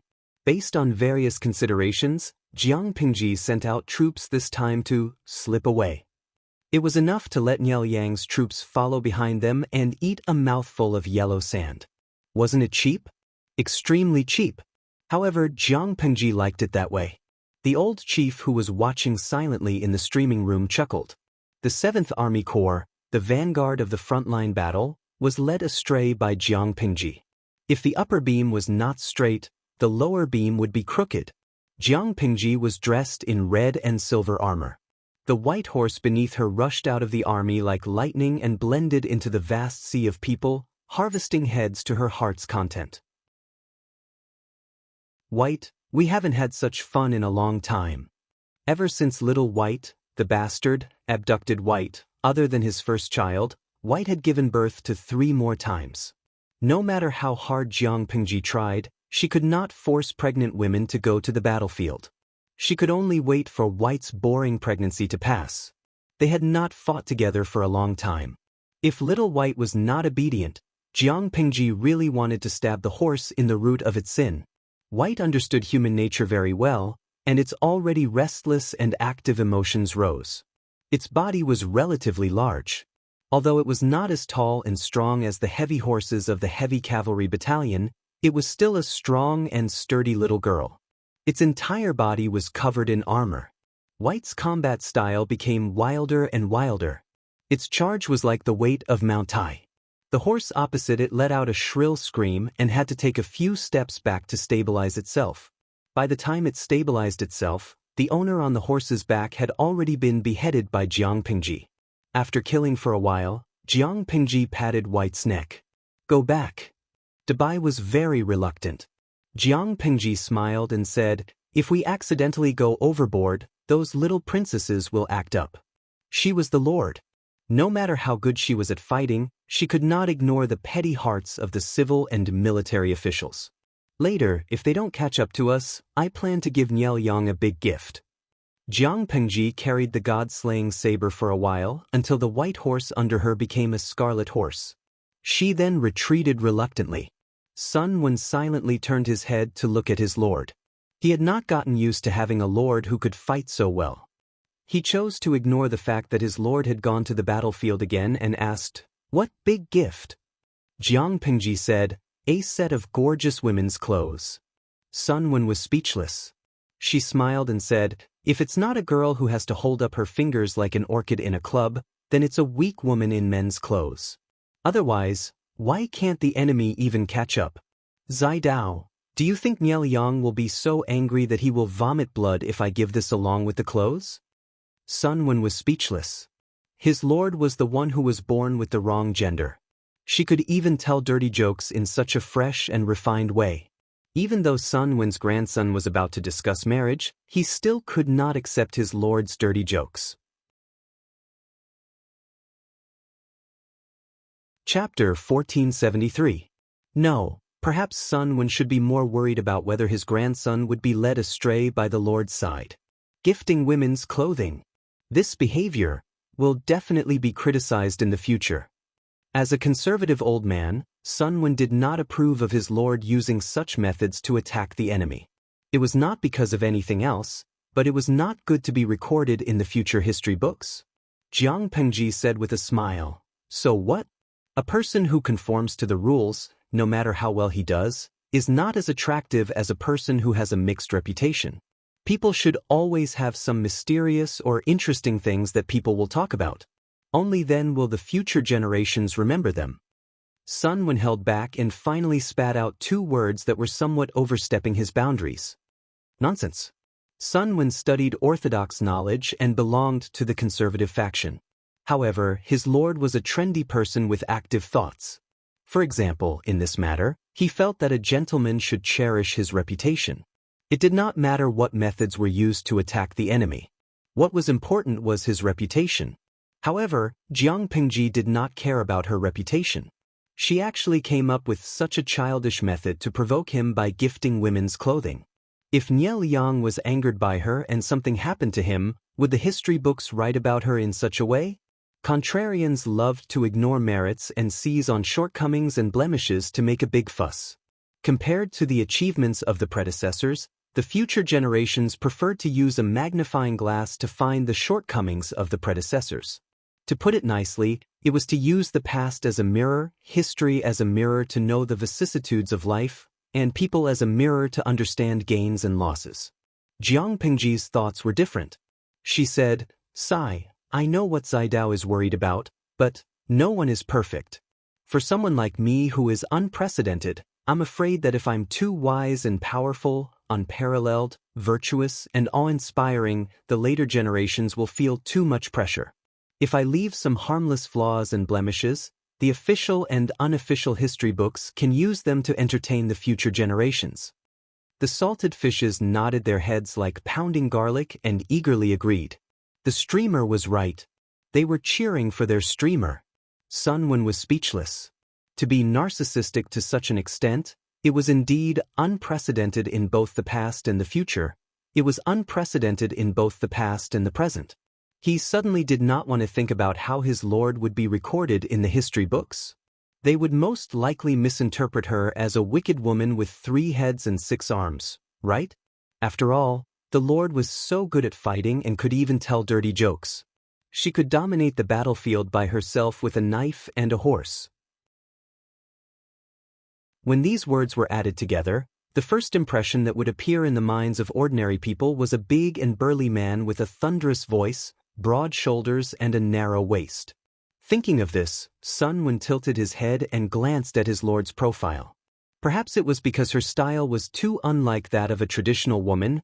The world would be awed by her aura at first glance and then ignore her beauty. In all fairness, his lord's appearance was quite good at fighting. When she was dressed as a man, she looked suave and unparalleled. When she was dressed as a woman, she had a different taste as well. If she could leave behind a few portraits, she might be able to salvage the image of a ferocious and evil woman in the eyes of future generations. Thus, he sincerely suggested, "When my lord returns, can you leave a few more portraits behind?" Jiang Pingji looked at him dumbfoundedly. She did not understand how the topic had changed from the disagreement between the ruler and the minister to painting. While the two of them were conversing, the battlefield was still filled with battle cries. Qin Gong and the other generals carefully mobilized the entire army, ensuring that the soldiers would not be held back by the enemy because of a momentary victory. It was hard to say about Jiang Pingji's other strengths, but she was unusually decisive on the battlefield. The enemy could not trick her with small gains. She said that she wanted to take advantage of the situation and then leave, so she would not allow the soldiers under her command to be greedy and rash. Qin Gong and the others were well aware of this. They were even more careful when leading the troops into battle, not daring to anger her. "Report, the reinforcements of the Nye army camp are about to arrive." Upon hearing this, Jiang Pingji and Sun Wen turned their attention to the battlefield. According to the current situation, their army still had the upper hand. If they continued to fight, they would definitely be able to bite off a piece of the enemy's flesh. However, Sun Wen asked, "My lord, do you want to withdraw your troops?" Jiang Pingji said casually, "Why not? Are we waiting for Nye Liang's reinforcements to come and turn the situation around?" Sun Wen understood in his heart. At the same time, he lamented his lord's decisive style.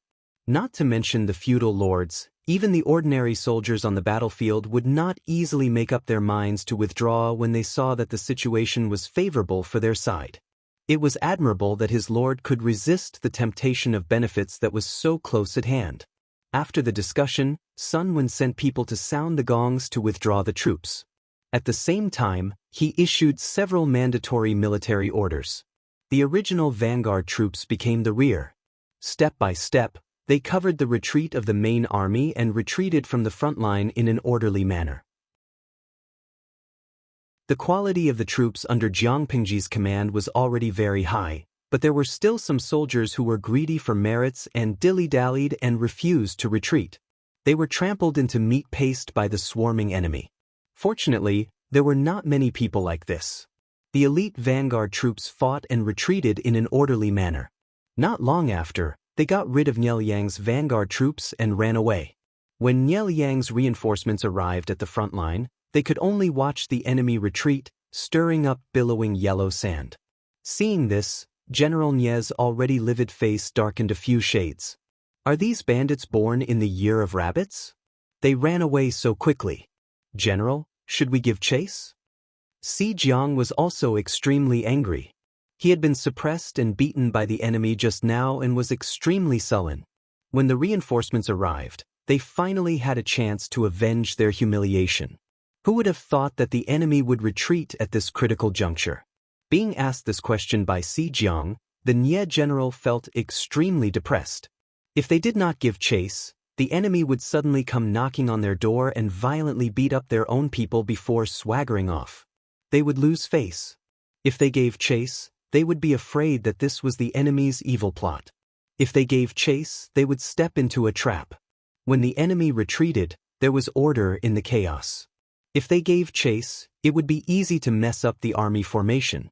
If the enemy took advantage of the chaos in their army formation to turn around and attack, wouldn't it be a great loss? To give chase or not to give chase, it was not a good choice. The Nie general secretly gritted his teeth. In the end, he still decided to give chase, but he did not dare to go all out. Jiang Pingji's side easily pulled away. When Jiang Pingji's army retreated to Zhanjiang Pass and the gate was closed again, the Nie army troops arrived late and suffered a wave of arrows on the city wall. The arrows in front were like a tide. The Nie army was not there to break through the pass. In order to reduce casualties, they could only retreat out of the shooting range. The Nie general was speechless. I have something to say, but I don't know if I should say it.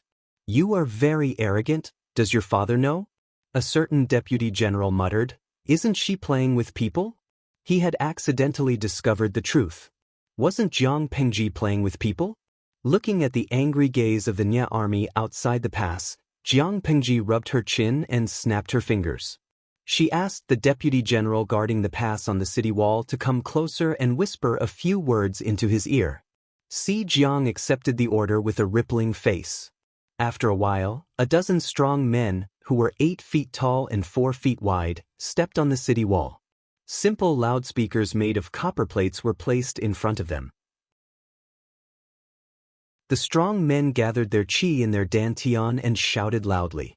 Their voices were like thunder.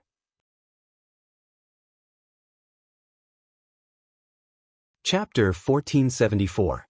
What kind of courteous gift is this? General Nyejun was so angry that he almost vomited blood.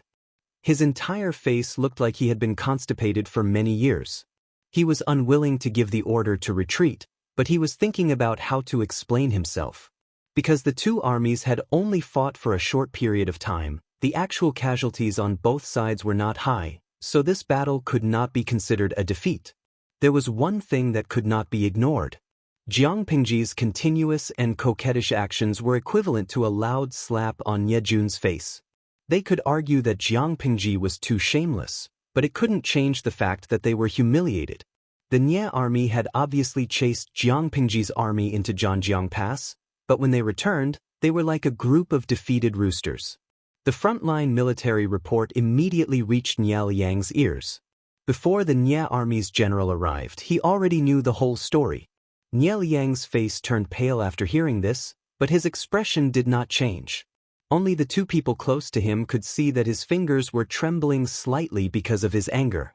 Wei Dan and Fan Chen looked at each other.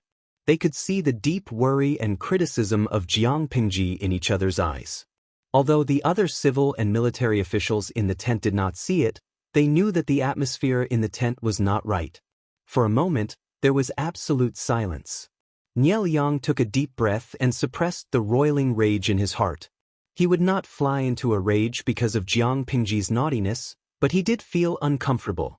If it wasn't for his excellent endurance, he would have been angered to the point of death. After a while, Nie Liang asked, "How's the weather and wind direction tomorrow?" A man stepped out of the tent and cupped his hands. Judging from the weather and wind direction, tomorrow should be a sunny day with a southeast wind. There was little rain in the north, and it was currently summer. It was not difficult to speculate the recent changes in the weather with some knowledge of geomancy and geography. Now that the weather is dry, withered trees are easily flammable. The southeast wind is just right. Nie Liang lowered his eyes and said, "Order people to prepare dry wood, firewood, and black oil. Tomorrow, at the hour of the 3rd day, send troops to attack Zhanjiang Pass. Lu Shi toyed with us today. Tomorrow we will burn him to death." Fan Chen said in surprise, All the trees in the forest near Zhangjiang Pass have been chopped down by Lu Shi's men until only wooden stumps are left. Burning them probably won't work. Niel Yang said, "Smoke and fire scorching, I'll return the favor." Everyone understood that this wasn't a proper attack. It was just a test of the enemy's strength, and at the same time, a way to get back at them for what had happened today. However, they never expected Jiang Pingji to be mischievous. How could being mischievous be enough? Report, there are hundreds of prisoners of war outside the camp. Niel Yang raised his eyebrows and felt that things were not simple. Since he was a captive, he shouldn't have deserted during the battle. He was most likely captured by the enemy before the battle. The enemy captured captives and then released them. What did this mean? Captive? What is Lu Shi up to this time? Fan Chen was subconsciously frightened. From Jiang Pingji to Sun Wen, none of her subordinates were normal. The soldier stammered. Those captives were all dressed in women's clothing. I can't describe them, huh? Everyone was confused. When they went out to take a look, they were immediately embarrassed and angry. Their decades of self-restraint were all gone. The captives were all elites of the Nye clan who had been abducted from the front lines. Their battle robes embroidered with the emblem of the Nye clan had been stripped off and replaced with gaudy and extremely ill-fitting female clothes. Like prey, they were tied up in a row with a rope, and their feet were also shackled. According to the scouts' report, they were chased here by Jiang Pingji's cavalry with a shepherd's whip. The soldiers also found a brocade box hanging around the neck of one of them. The words on it were written in flamboyant calligraphy and looked imposing. Gift to Guangshan? For the Lord, Niel Yang?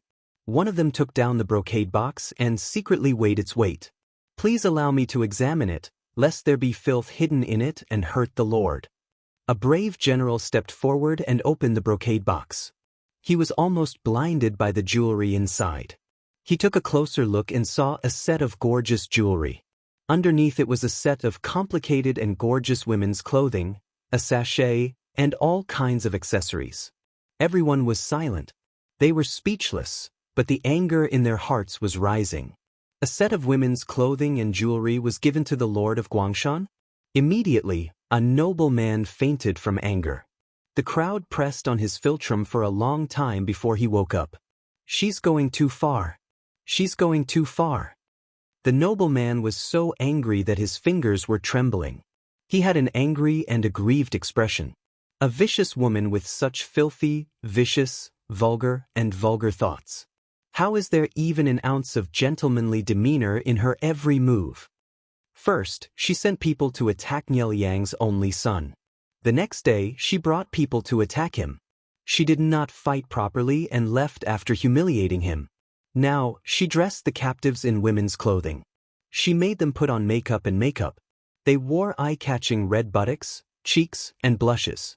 She also gave Niel Yang a set of women's clothing. Each of these actions was enough to make one Buddha come into being and 2 Buddhas ascend to heaven. At this moment, someone in the tent said angrily, "Why don't we give her a set of the 4 self-accomplishment classics for women and let her know what a woman's duty is? Come on, let's hurt each other."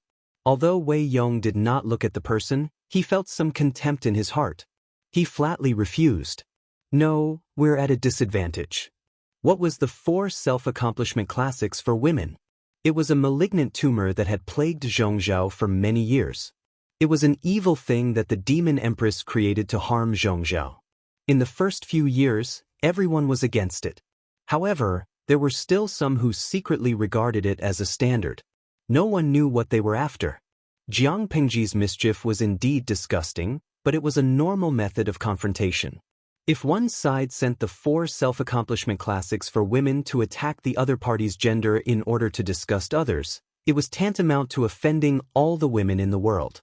In essence, they were at a disadvantage and could easily bring shame to their lord, Niel Yang.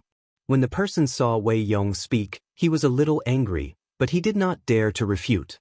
Someone else was not pleased. What did he mean by, at a disadvantage? Could it be that Lu Shi, the traitor, humiliated the Lord with a set of women's clothing is at a disadvantage? Wei Yong said, "You can send a set of men's clothing over." Everyone was speechless. They all knew that Jiang Pingji initially presented herself as a man. Later, when she became famous at the Huangshui meeting, she changed to a woman. For her, there was actually no difference between men's clothing and women's clothing. If she gave him a set of men's clothing, she might even say thank you. In the summer, she would have an extra set of clothes to change into. She could be shameless enough to say thank you. Could Nie Liang respond by thanking her generously for giving him a change of clothes? Wasn't that nonsense? Probably because he had been provoked previously, Nie Liang was quite calm in the face of the women's clothing and the women's hair. He said calmly, "The goddess has the intention, but I have no intention." Wei Yong was silent for a moment. He instantly understood Nie Liang's response. Chapter 1475. In a few words, Nie Liang turned away the humiliation of gifting women's clothes and made a fool out of Jiang Pingji. According to Nie Liang's words, Jiang Pingji gifting him a set of Lu Shi's women's clothes was not a humiliation, but Jiang Pingji shamelessly courting Nie Liang. However, he rejected her with the reason that the goddess has the heart, but the king has no desire. At the same time, he pointed out that he had a wife and son, and that Jiang Pingji's age was not suitable for him. He also said that her age was more suitable for his son, cleverly resolving the crisis. Lu Shi is affectionate and righteous. My lord burned the women's clothes as a sacrifice to the flag. If you don't inform her, outsiders will inevitably say that you are heartless. Nie Liang looked at Wei Dan and could not help but laugh. In my opinion, Zi Shun is more romantic. He understands women's thoughts and is unwilling to hurt a beauty's heart. Wei Dan echoed, "My lord, please excuse me." Nie Liang asked someone to prepare a brush, ink, paper, and inkstone. He personally wrote a reply to Jiang Pingji. Under the escort of hundreds of men and horses, the messenger rode a fast horse all the way to Zhanjiang Pass, hoping to deliver the letter before nightfall. The soldiers standing guard on the city wall immediately discovered the small group of enemies. Their nerves tightened and they tightened their grip on the red tasseled spears in their hands. The guards shouted to the enemy below the city wall, "Who are you?" The atmosphere on and below the city wall was tense, and it seemed like a fight was about to break out. "We are under the orders of our lord to deliver a letter to your lord." The messenger hurriedly expressed his intentions, tied the letter to the arrowhead, and drew his heavy bow, aiming at the top of the city wall. With a soft buzz, the arrow left the bowstring and pierced into the gap between the huge rocks on the city wall. "The letter has been delivered. Farewell." The messenger put away his long bow and cupped his hands in the direction of the city wall. He grabbed the reins and turned the horse around. When the group of people disappeared on horseback, the soldiers guarding the city wall laboriously took the letter down from the city wall and hurriedly delivered it to the commander's tent. Jiang Pingji smiled and said, "Nie Liang wrote a reply to me? Let me see. Is he writing a letter to scold me in exasperation?" She was very clear about what she had done. No matter how well-mannered she was, she would still be furious. Writing a letter to scold her back was normal. However, Wei Ci and the rest felt that it was not the case. As the most powerful duke in Zhongzhou, Nie Liang was not that narrow-minded. Just because Jiang Pingji was mischievous, he wrote a letter to scold her. It was too ungentlemanly and uncultured. In the live stream, Salted Fish craned his neck to read the contents of the letter. Cultivation, looks like our streamer knows her place. Fortunately, this was ancient times when transportation and communication were not developed. If it were modern times, people would definitely crawl along the network cable to beat you up. Those with even a little bit of self-restraint would also block your door and beat you up. Dudu, I have a question. With the streamer's combat ability, asking her to fight one-on-one is like asking for death, okay? Why did she dare to be so naughty? Wasn't it because she could fight? I also felt sorry for Nie Liang. Encountering such an opponent, he would feel aggrieved whether he fought or not. The Salted Fish watched the entire process of Jiang Pingji teasing Nie Liang. Even the woman's top and hair were given by the Salted Fish. Jiang Pingji had originally planned to give her a plain set of female clothes, but the Salted Fishes felt that it was inappropriate and insisted on pink and tender ones. Halfway through, a salted fish strongly suggested that she might as well give her a set of morning clothes for mourning. In her opinion, this suggestion was much worse than her own. Silently glancing at the bullet screen, she felt that these salted fishes were really evil.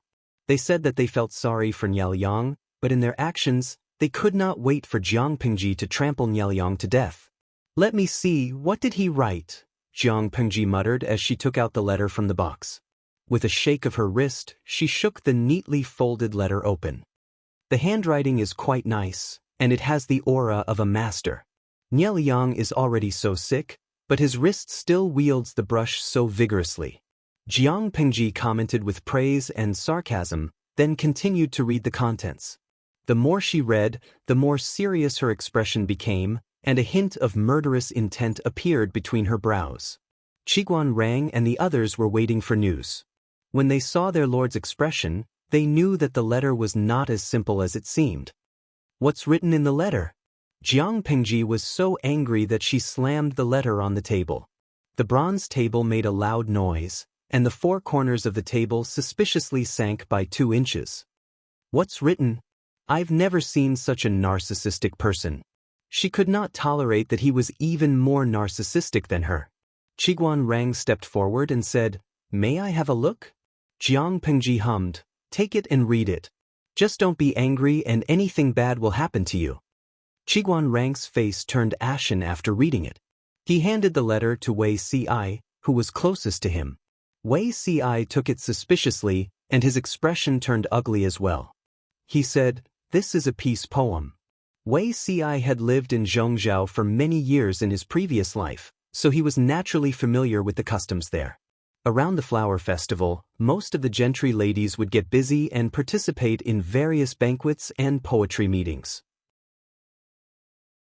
At the same time, men of suitable age would also be invited.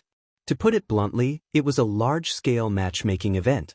If a woman was interested in a man, she would write a gloomy courtship poem on a handkerchief or a sachet to show off her talent. After the man received it, if he was interested in the woman, he would accept the gift. If he was not interested, he would write a peace poem to reject the gift. Of course, this was a custom from more than 20 years ago. It was once considered a major festival in Zhongzhou.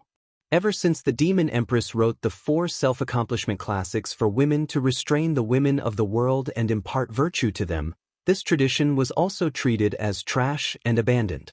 Not to mention matchmaking, exchanging keepsakes in private, even if they met once, it was immoral.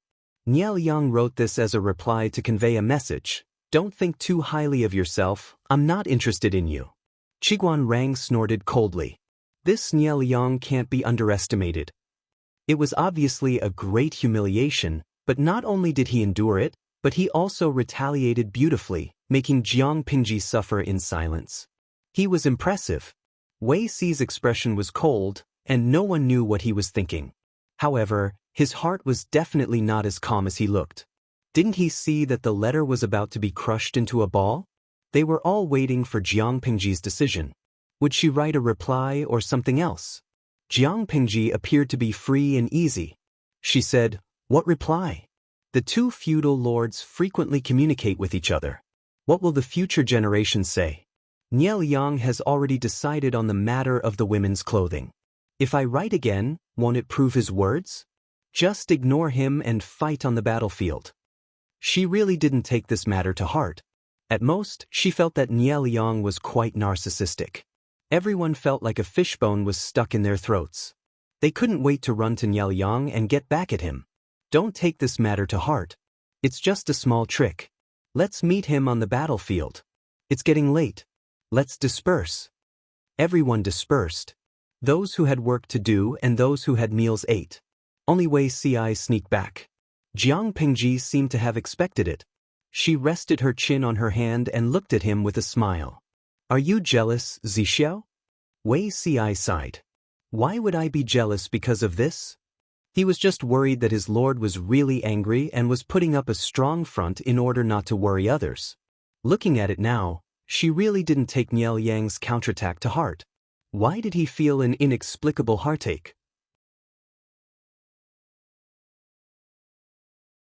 Chapter 1476. That's a pity. I wanted to see your jealous expression. Jiang Pingji smiled. You're always so calm. Girls sometimes feel insecure. Sometimes, I doubt whether Zixiao's feelings for me are the loyalty of a subject to the emperor or the love of a man for a woman. Zixiao doesn't intend to give me a response to this. Let me be at ease. Wei Ci closed and opened his eyes again. His gaze was still clear and bright. He knew the woman in front of him too well. She would never worry about the gains and losses of a relationship. He understood this in his previous life. If she really fell in love like an ordinary woman, she would not be the Her Majesty that Wei Ci knew. Jiang Pingji felt a little awkward under his gaze. She coughed lightly. All right, I won't flirt with you anymore. I just wanted to see your jealous reaction. You can't even satisfy me with this. Wei Ci admitted, Of course I feel jealous. It's human nature. Why does my lord think that I don't have the emotions that a normal man should have? Jiang Pingji said, Probably because of the posture? Wei Ci was speechless. The salted fish who were watching the conversation between the two of them instantly received tens of thousands of points of critical damage. Driving in front of 5 million salted fish, don't the two of you have a conscience? Gui kai guo fengxiu? Oh, is it only me who's curious about their posture when they're in harmony? Tudu feiqiu. To the previous comment, 404 warning. We're currently cleaning up the internet. We're cracking down on pornography and illegal publications. Take it easy. The salted fish twitched their mouths. It was fine for the streaming room to serialize pornography and illegal publications, but the crackdown on pornography and illegal publications could not reach here. Moreover, yes, Hen Fengquang. No, the person driving is the streamer. Shouldn't 404 warning be given to her? They were just salted fish who were watching and chatting. Not only did they have to be fed dog food by the streamer, but they were also accidentally injured by 404. It was too pitiful. Jiang Pingji said, Zixiao, did you come back to make me unhappy? Wei Ci admitted honestly, I'm just worried that Nie Liang's wording will hurt my lord. Jiang Pingji said, There's nothing to worry about. For you and Wenjing, it's a disgrace to your reputation, but it's a trivial matter to me. Nie Liang mustered all his strength to counterattack, but he hit cotton. I felt sorry for him. Zixiao, let me tell you something. In my previous life, I was devastatingly beautiful. My looks were many times better than Lu Shi's face. My figure was also very good. There are so many people who like me. I remember there was a guy with a mental problem. He lived in the same neighborhood as me. He was married and had a child. After the first time we met, he spent all day fantasizing that I liked him and loved him to death. She rarely took the initiative to mention her past life, so Wei Ci listened attentively. Knowing that she was entangled by such a strange person, Wei Ci couldn't help but worry. And then? Did he offend you? How can that be? If I'm harmed by him, I might as well kneel in front of the old leader and die. It's too embarrassing. Jiang Pingji waved her hand and said, That person crazily imagined that I liked him. He even posted my portrait on a public platform and passionately confessed to me. He imagined that I also loved him to death. It's worth mentioning that his wife was even weirder. She cried and threw a tantrum several times, telling me not to seduce her husband. Wei Ci frowned when he heard that. Could it be that this couple has lost their minds? Jiang Pingji shrugged and said, They weren't crazy, but there was something wrong with their brains. There was a limit to my tolerance. I beat them up and hung them at a height of 160 stories for 2 days. In order to avoid trouble from public opinion, I smeared them with the military's newly developed invisibility liquid and silencing equipment. Then I found a lawyer to sue them and sent them to a mental hospital for a few days. Jiang Pingji wasn't an orthodox person from a military school. She believed in using violence to curb violence. At that time, she was a genetic warrior with a secret identity. She had to carry out extremely dangerous missions at any time, so her identity couldn't be exposed, let alone her portrait on a public platform. Because of that, she was reprimanded by her superior. Jiang Pingji was so angry that she vented her anger on the couple. Because she did it secretly, she was fine. Otherwise, she would have been criticized. She said, "I've even seen such a weirdo. Niel Yang's is just a piece of cake." Wei Si was speechless. Jiang Pingji was about to proudly talk about other glorious deeds when the old chief sent her a private message. "You Abba, hang them at a height of 160 stories?" Jiang Pingji replied, "I brought oxygen patches and thermal pads for them. They won't die from the cold or suffocation at high altitudes." "You Abba, although it violated military law, I wasn't a part of the military at that time. My hands and feet were clean. Others couldn't catch me." The old chief had mixed feelings. She was like a class teacher, watching the students who graduated from her class confess the pranks they did when they were students. Such a mischievous student was definitely not taught by her. The old chief was doubting his life. Wei Si also had mixed feelings. He suddenly realized that the place his lord lived in her previous life was a world he couldn't imagine.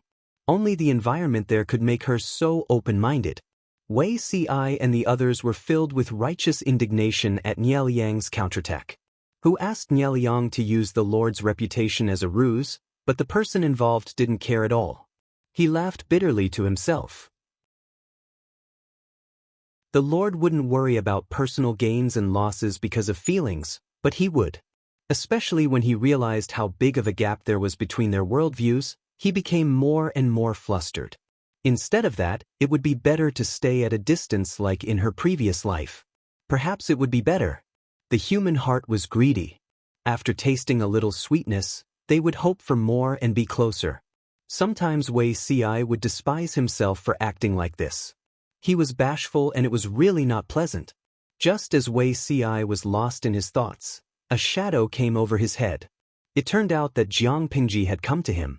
"I wanted to see your jealous look earlier. Now that I've seen it, my heart aches. Am I not torturing myself?"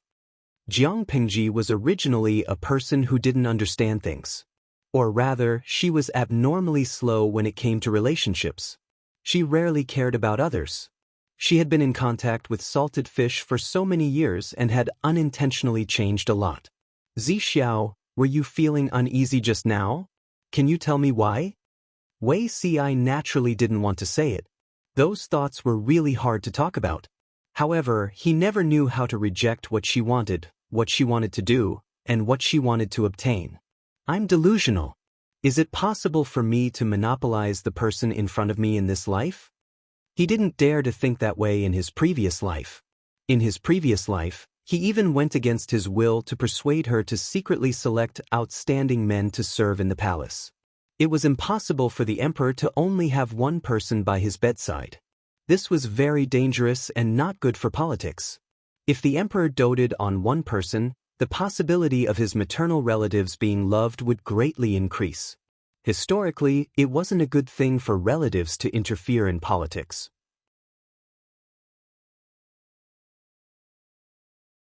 Chapter 1477. "What, you don't know how to speak?" Jiang Pingji waved her hand in front of Wei Si's face, but he still had a cute, lifeless look. Wei Si was too calm and composed. It was as if he could maintain a calm and dignified attitude at all times. It was rare to see him lose his composure like this. Jiang Pingji was not in a hurry to make him come back to his senses. Instead, she smiled and admired him. Wei Si blushed under her scorching gaze. "Am I lord?" Wei Si felt as if his heart was about to jump out of his throat. His ears were filled with the sound of his heartbeat. It was so loud that he could not help but wonder if Jiang Pingji could hear it. As he thought about it, his face, which was already 90% cooked, immediately became very cooked. Jiang Pingji's thumb twitched as she looked at him. Unfortunately, this was a military camp. She did not mind, but she had to take care of Wei Si. A melon that was forcefully taken would not be sweet. That person, his surname is Wei, given name Si, courtesy name Xiao. This sentence was almost said with his earlobe in her mouth. Her hot breath blew on his sensitive ear, making his mouth and tongue feel hot. Jiang Pingji did not close the streaming room. Their interaction was watched by Salted Fish. "Glistening Star Master, host, are you trying to take revenge on us? Previously, we held back for so many years and didn't touch Beauty Ci. Now we have to eat their dog food every few days. I'm full, I'm full, I'm full, I'm full, I'm full of dog food. The live broadcast room is filled with the smell of dog abuse.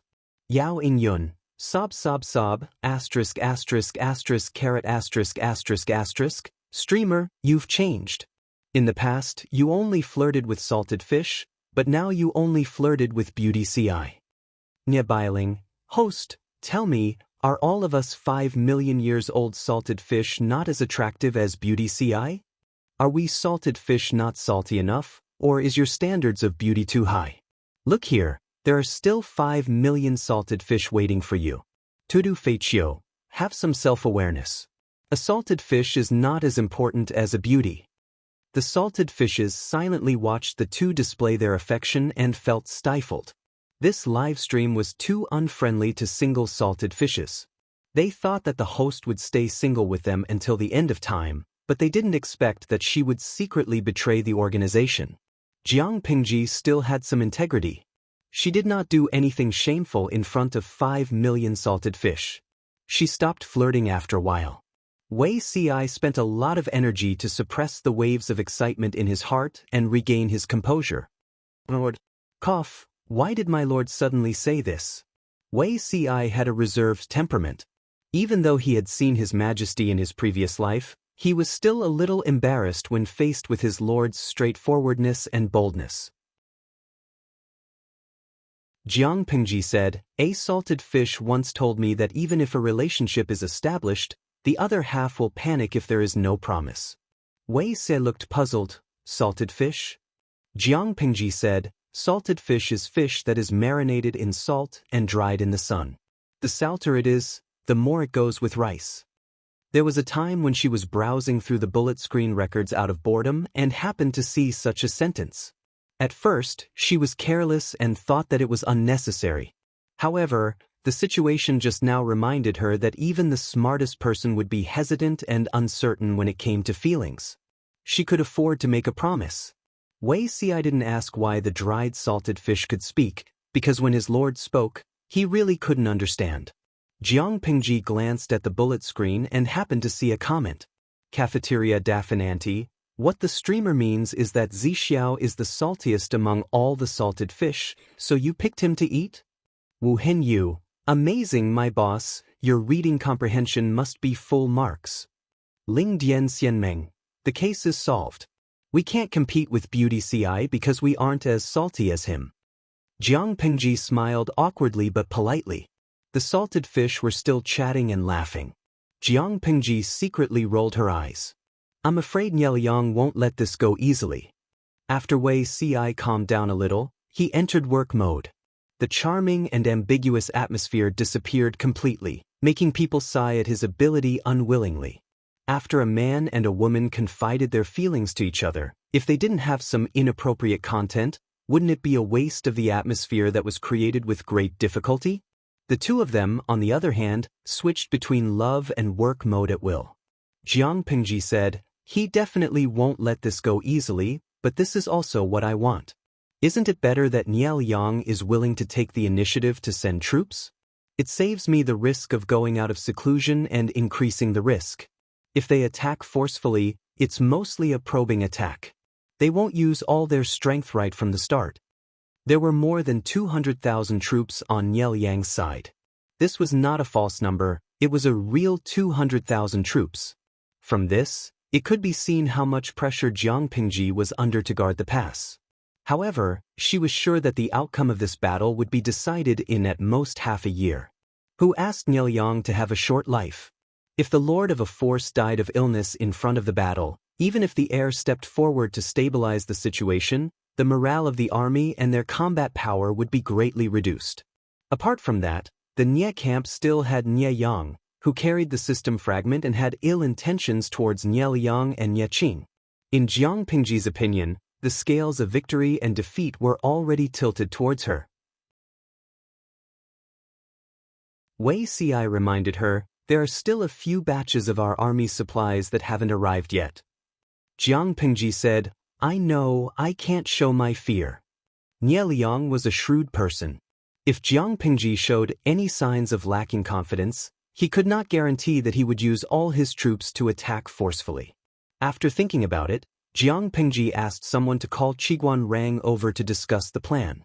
When Qiguan Rang came over, he discreetly scanned their cheeks, lips, necks, and other places. After confirming that there were no suspicious traces, he bowed to Jiang Pingji and nodded to Wei Ci to greet him. He calmly took a seat at the head of the tent. Jiang Pingji said, "I'm worried that Nie Liang will lead his troops to attack Zhanjiang Pass in the near future." Qiguan Rang could not help but laugh in his heart. His lord had been mischievous a few times in a row. Even the most cultured person would explode, let alone a feudal lord. Wasn't it normal for Nie Liang to lead his troops to attack? However, Nie Liang's temperament determined that he would not put all his eggs in one basket if he was not confident. It's most likely a test, a feint attack. Don't panic, my lord. Jiang Pingji said, "That's true, but we can't let the other party test our depth." Qiguan Rang asked, "What does my lord want to do?" Jiang Pingji said, "Discuss the matter of guarding the pass, how to arrange and settle the troops and supplies." Compared to defense, Jiang Pingji was better at attacking. She had not deeply studied ancient defensive tactics. It was safer to consult a professional about things that she did not understand. Qiguan Rang was undoubtedly the professional among professionals. Everyone knew that Nie Liang would lead his troops to get back at them, but they did not expect Nie Liang to act so quickly and impatiently. Wei Ci secretly sighed with emotion. His lord's ability to infuriate people was becoming more and more exquisite. He did not have much contact with Nie Liang, but he more or less knew some things through the narration of his elder brother in his previous life. His lord could be proud that she could make Nie Liang break through her power.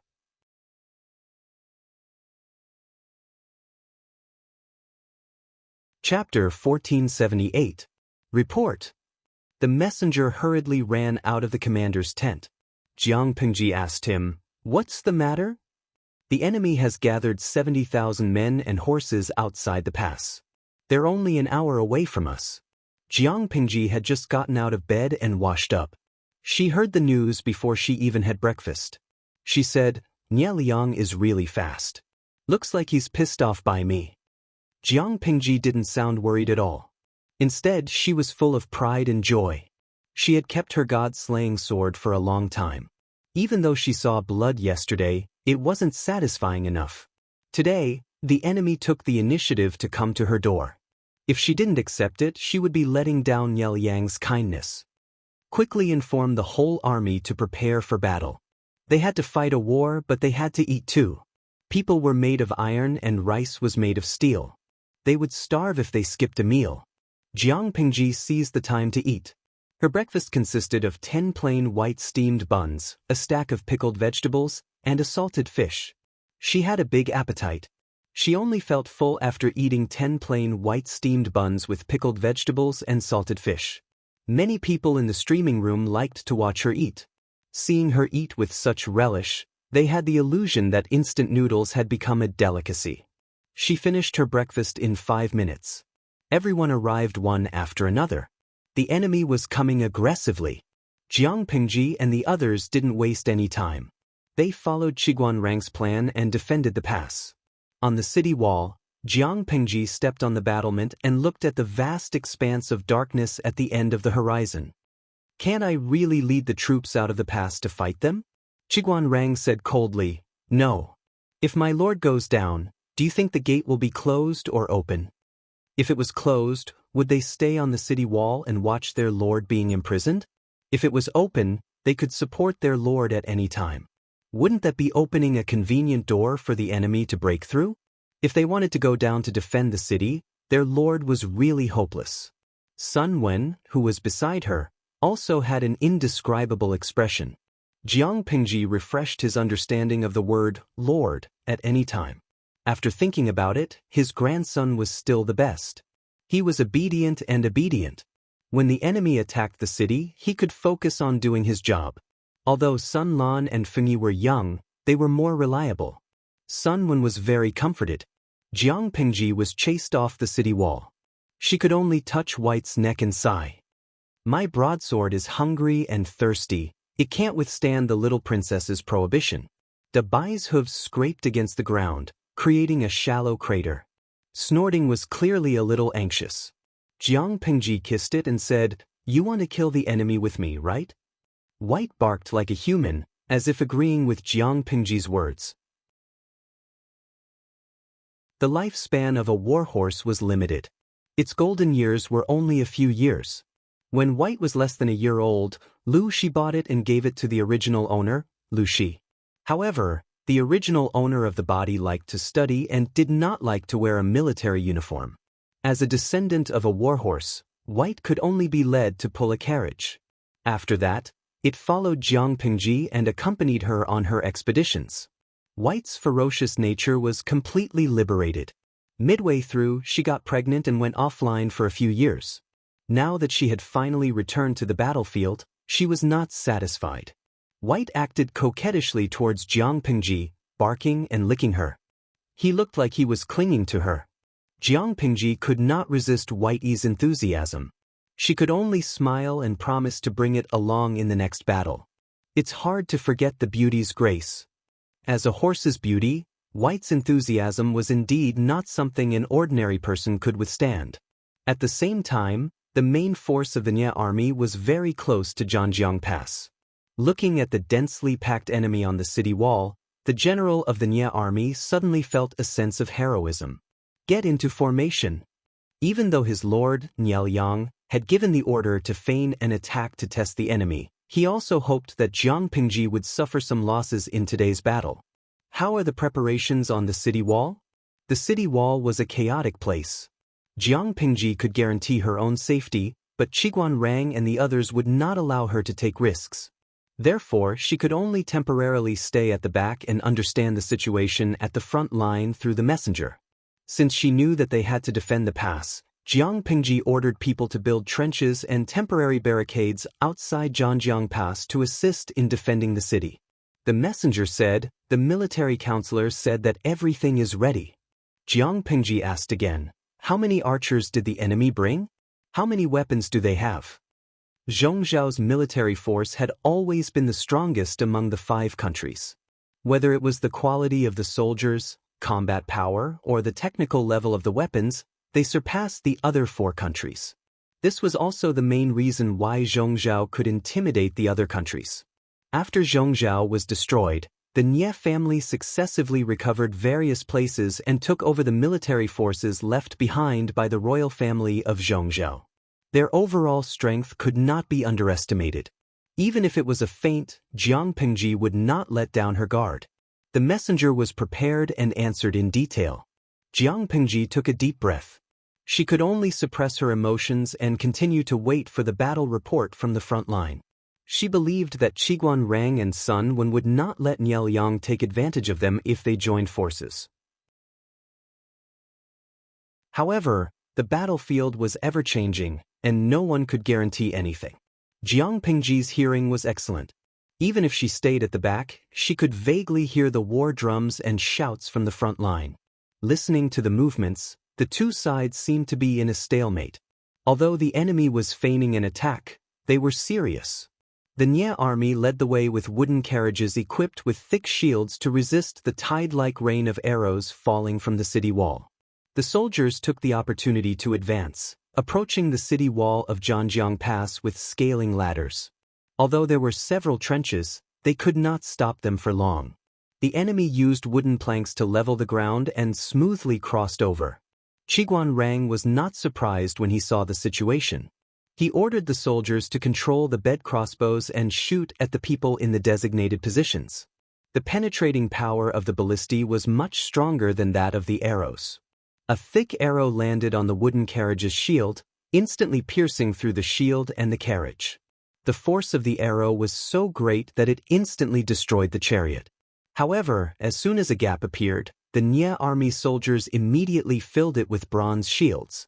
Qiguan Rang said, "How are the rolling stones and burning oil?" The deputy general said, "Everything is ready. Don't worry, military counselor." Qiguan Rang was not under much pressure. The enemy's advance was not fast. The situation on Sun Wen's side was similar. After the 2 sides fought for a while, the general of the Nye army realized something was wrong. He realized that the enemy's archery was terrifyingly accurate, especially those thick arrows. They had a long range, great strength, and high accuracy.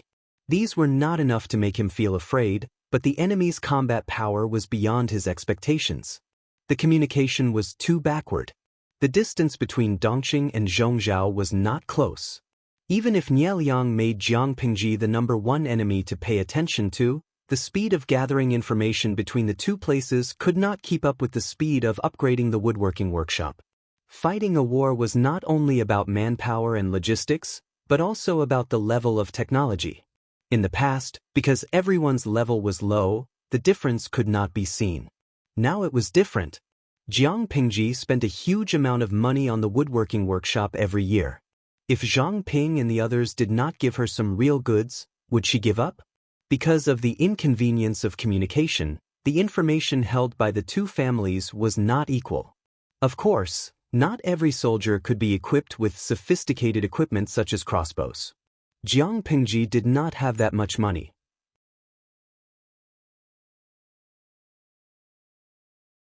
Chapter 1479. #Oh my God, Her Majesty's tomb has been opened. Wei Si's face was deathly still. He clenched his teeth and stood at the entrance of the imperial mausoleum. He did not know what had happened. In the blink of an eye, the warm spring of March had turned into July. The unfamiliar environment made him tremble. When he saw the introduction in front of the imperial mausoleum, he felt as if he had fallen into an ice cellar. He was angry and sad. The Jiang dynasty had a total of 13 emperors. The imperial mausoleum was called the Qin Mausoleum, and it was the only imperial mausoleum that was open to the public. Wei Si did not know what kind of mentality the descendants of the later generations had. They actually allowed the imperial mausoleum to be visited and disturbed the peace of the ancestors. It was really thinking about it, he did not know what words to use to express the grief and anger in his heart. He could only hold the ticket tightly. He was pushed through the inspection like a piece of wood and entered the first door of the imperial mausoleum. Although it was an imperial mausoleum, the layout did not feel gloomy, but it was not extravagant either. Instead, it looked spacious and simple. There was a long stone corridor leading to the imperial mausoleum. The two walls were carved with the great and small deeds of the great ancestor from her youth to her old age. Passing through the stone corridor seemed to be looking at her life.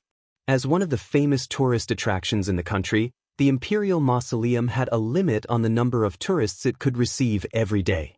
The tickets were often in short supply. Wei Si followed the crowd for about 100 meters and saw several tour groups. The tour guides were introducing the historical deeds represented by the murals to the tourists. Wei Si pursed his lips and staggered forward. His pale face made him look like a ghost in the imperial mausoleum. He heard one of the tour guides say, "The mural we are looking at now is the famous great ancestor's admonition." It warned the young emperor of the time not to hold a grand funeral. All the funerary objects should be replaced with ordinary clay. No living people, jade, gold, silver, copper, iron, and the like should be buried with them. This also became a custom passed down by the Jiang dynasty emperors.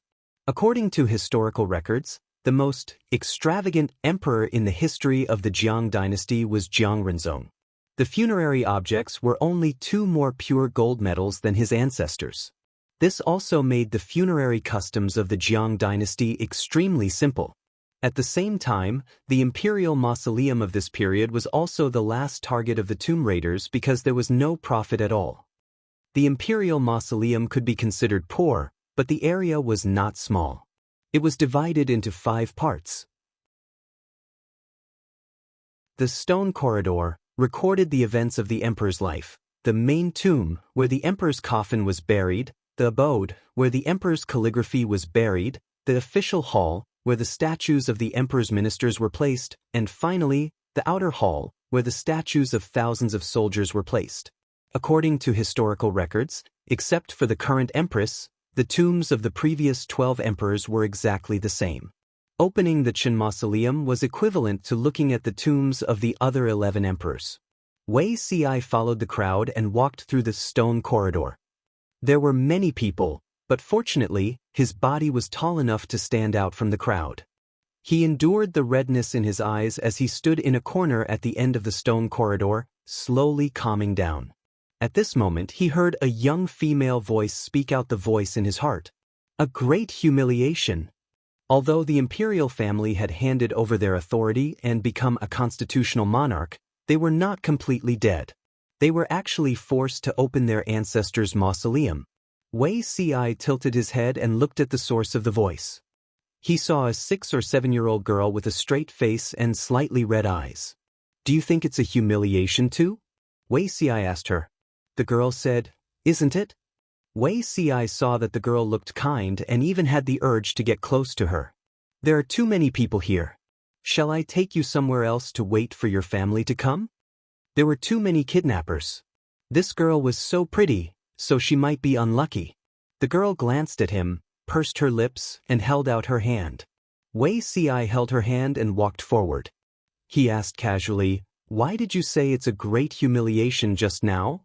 The girl said coldly, "Nearly 100 years ago, the power of the people rose and encouraged the people to force the imperial family to reform. The imperial family's influence gradually weakened. The empress of that generation made a decision and took the initiative to sign a constitutional monarch treaty. However, the imperial family is still the imperial family. There are always people who are worried that the empress will return, so they repeatedly tested the bottom line. The imperial family had already delegated power. Besides a small amount of military power, they basically had no other reliance. They had no choice but to compromise. More than 20 years ago, the mausoleum of Emperor Chen collapsed. The outside world wanted to send experts to intervene in the restoration of the mausoleum under the pretext of protecting the mausoleum so that they could study the history of that period. Then, they made an unreasonable request to make it a scenic spot. Wei Ci trembled. That's too much. Then why did they delegate power and establish a constitution? Because. The girl tilted her head and pondered for a while. She said sadly, "Times are always moving forward. The imperial family can't keep up with the changes. If they stubbornly seize the power of the imperial family and don't let go, they are bound to fight against the trend of the entire era. One of the two has to be sacrificed." The imperial family chose to sacrifice their own interests. On one hand, they are thinking about the stability of the entire country. On the other hand, they are also thinking about long-term survival. There was no change that didn't require blood and sacrifice, unless one side took the initiative to give in and allow the change to happen. Wei Ci felt like a fish bone was stuck in his throat. He almost didn't know how to respond. But the girl's expression suddenly became more severe. She muttered, "The imperial family giving in doesn't mean that they don't remember this feud. Delegating power doesn't mean that they will really be trampled on by others. The feud of being forced to open the mausoleum of the ancestors will be settled sooner or later." The core of this era was technology. The imperial family had never lost in this. Sooner or later, the power of capital that rose during the chaos would lose all the underwear of their ancestors. Ancestors? A trace of astonishment flashed in Wei Ci's eyes. Before he could think more, two mature women with excellent temperaments blocked their way. Crown Princess Huicheng. The girl asked coldly, "Can't I come to visit the ancestors during the Dragon Boat Festival?" At this moment, Wei Ci realized that the girl was holding a string of dumplings in her other hand. This girl was indeed. "Madam is angry that you ran away from home without saying anything," the girl said. "It's not the first day she knows that I like to run away from home. At most, she will go back and punish me." The two empresses from the time of the Constitution were quite gentle and soft, at least on the surface. The girl's mother appeared to be good-tempered to outsiders. Who knew how cruel she was when she was angry and hit her daughter? "I'll be back after I put the dumplings in." The main mausoleum of Emperor Chen was not open to the public unless it was a special occasion, but the descendants of the imperial family could come to worship their ancestors. Wei Ci found something strange. The two women who called the girl Crown Princess Huicheng didn't see him.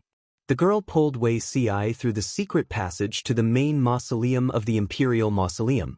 The surroundings were empty, except for the lights near the dome. There was only one coffin in the main mausoleum of the Imperial Mausoleum, but there were 2 corpses buried in it. Other than the direct descendants of the imperial family, no one knew the identity of the other male corpse. Some gossip experts did all kinds of research, but unfortunately, they didn't guess correctly. The girl was baffled. The male corpse in the coffin was also her ancestor. To put it bluntly, it was her family matter.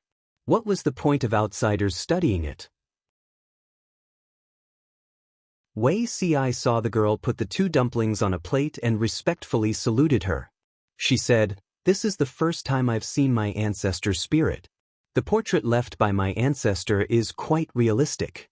Otherwise, I wouldn't have recognized it." Wuxia was speechless. This child was a bit smart. "I'm here to see her." "What happens after you see her?"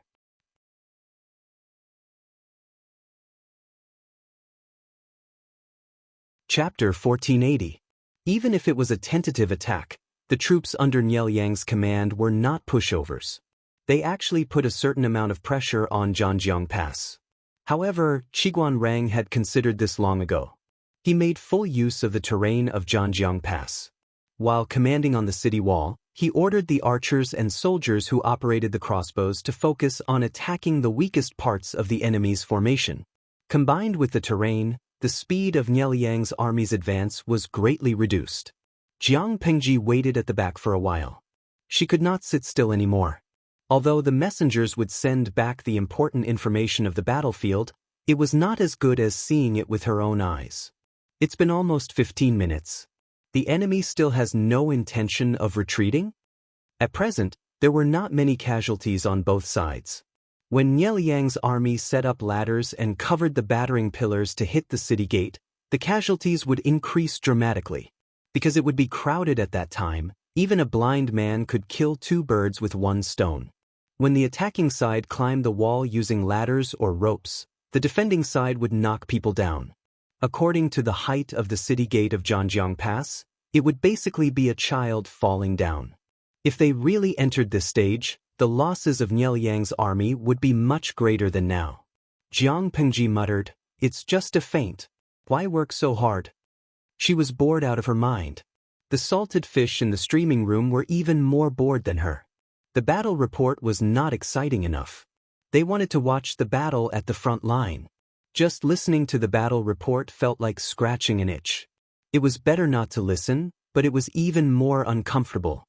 Fitness Darren, "Hey, why is Niel Yang working so hard this time?" Streamer, "Don't you have any idea?" If she didn't anger Niel Yang, why would he be so angry? Slimming Gazai, "I now feel like a player who participated in the World Cup but sat on the bench from beginning to end. He watched his teammates gallop on the field, but he could only be moldy from idleness." Isn't the streamer a husky? Can you stand squatting at the back? Although many salted fish complained that the streaming room was too bloody and violent, there were also many salted fish who liked it. Jiang Pengji was a battle maniac who fought on the front line, but now she was sitting on the bench. Those salted fish felt bad for her. The salted fish fanned the flames. Jiang Pengji was someone who could not sit still. She immediately decided to climb up the city wall and join in. Everyone, the flames of war raged on the city walls. The enemy army had already set up ladders in an attempt to scale the walls and fight. Qiguan Rang and his companion were able to keep their composure. The enemy did not panic after setting up the ladder. They waited for them to climb 2/3 of the way up before pushing the ladder down. The ropes they threw up were treated the same way. However, the same method did not work every time. The enemies swarmed over like hornets and gathered under the city walls. The enemy archers used arrows that had been smeared with black oil to disrupt the guards on the walls. At the same time, they provided cover for the soldiers climbing the walls. Their coordination was excellent. The area of the city walls was limited, and the number of guards was naturally limited as well. If these people panicked, they would not be able to effectively push the enemy down, and the city walls would definitely fall. Qiguan Rang and Sun Wen would not make such a mistake. The soldiers under Jiang Pengji's command were the most obedient. They had been brainwashed by the camp's political commissar for a few years after they entered the military camp. Even if they were all afraid of death, when the horn sounded, they would still rush forward, because their bodies had already formed a reflex response to the command. Sun Wen was still merciful. He ordered the soldiers in the watchtower to observe the abnormal movements of the enemy's rear defense line. He also ordered the archers to divide into 3 waves. The first wave would shoot at the enemy archers at the front line below the city walls.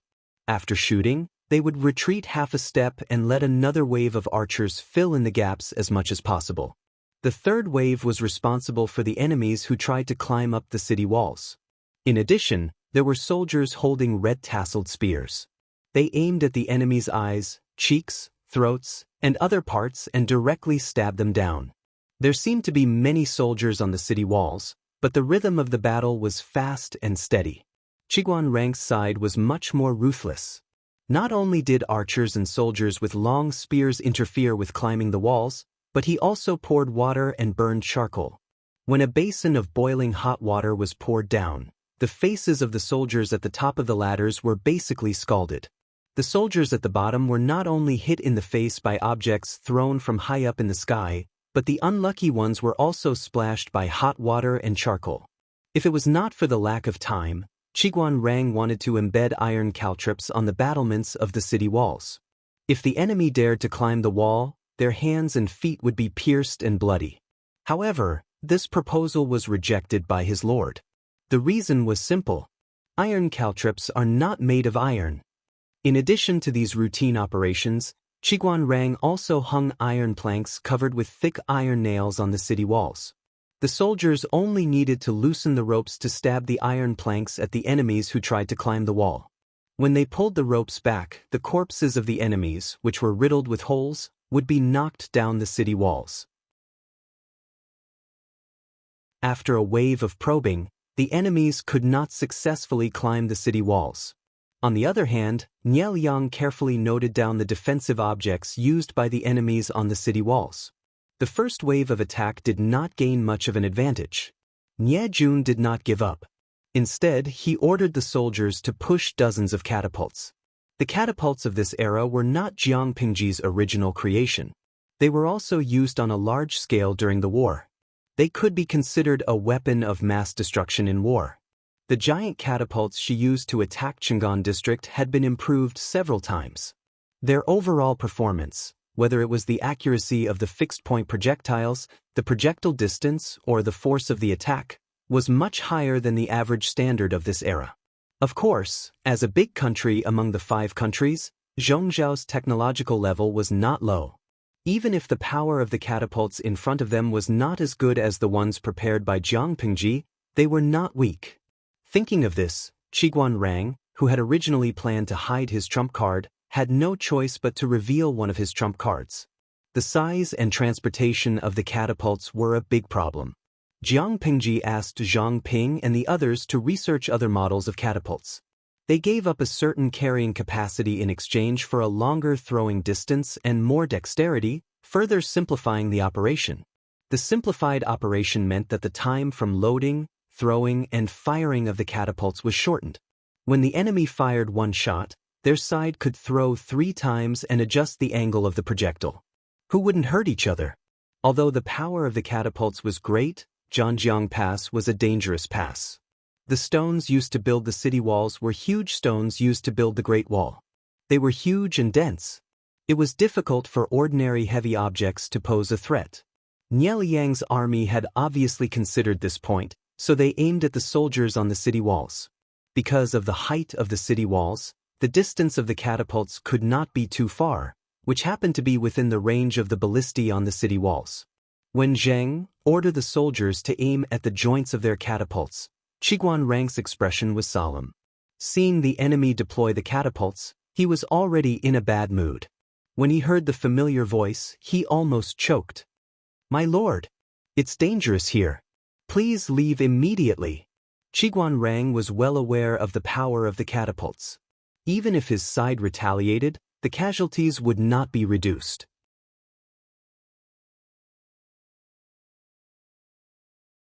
Chapter 1481. Jiang Pengji looked helpless. She said, "Don't panic. Do you know how to be steady?" Qiguan Rang's most precious feather fan was thrown aside. If he was not rational, he would have carried her away. Whether he could win or not, that was another matter. "My lord," Jiang Pengji said, "if you have the time to persuade me, do as I say. Order people to adjust the angle of attack and aim at the joints of the enemy's catapult. As long as their catapult is destroyed, the crisis will naturally be resolved.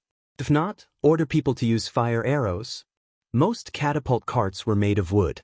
It was not that it was bad to use metal, but because the smelting technology was not good, there was not much copper and iron produced. If the catapult was made of metal, it would not be easy to transport in war. The cost was high, so wood was better.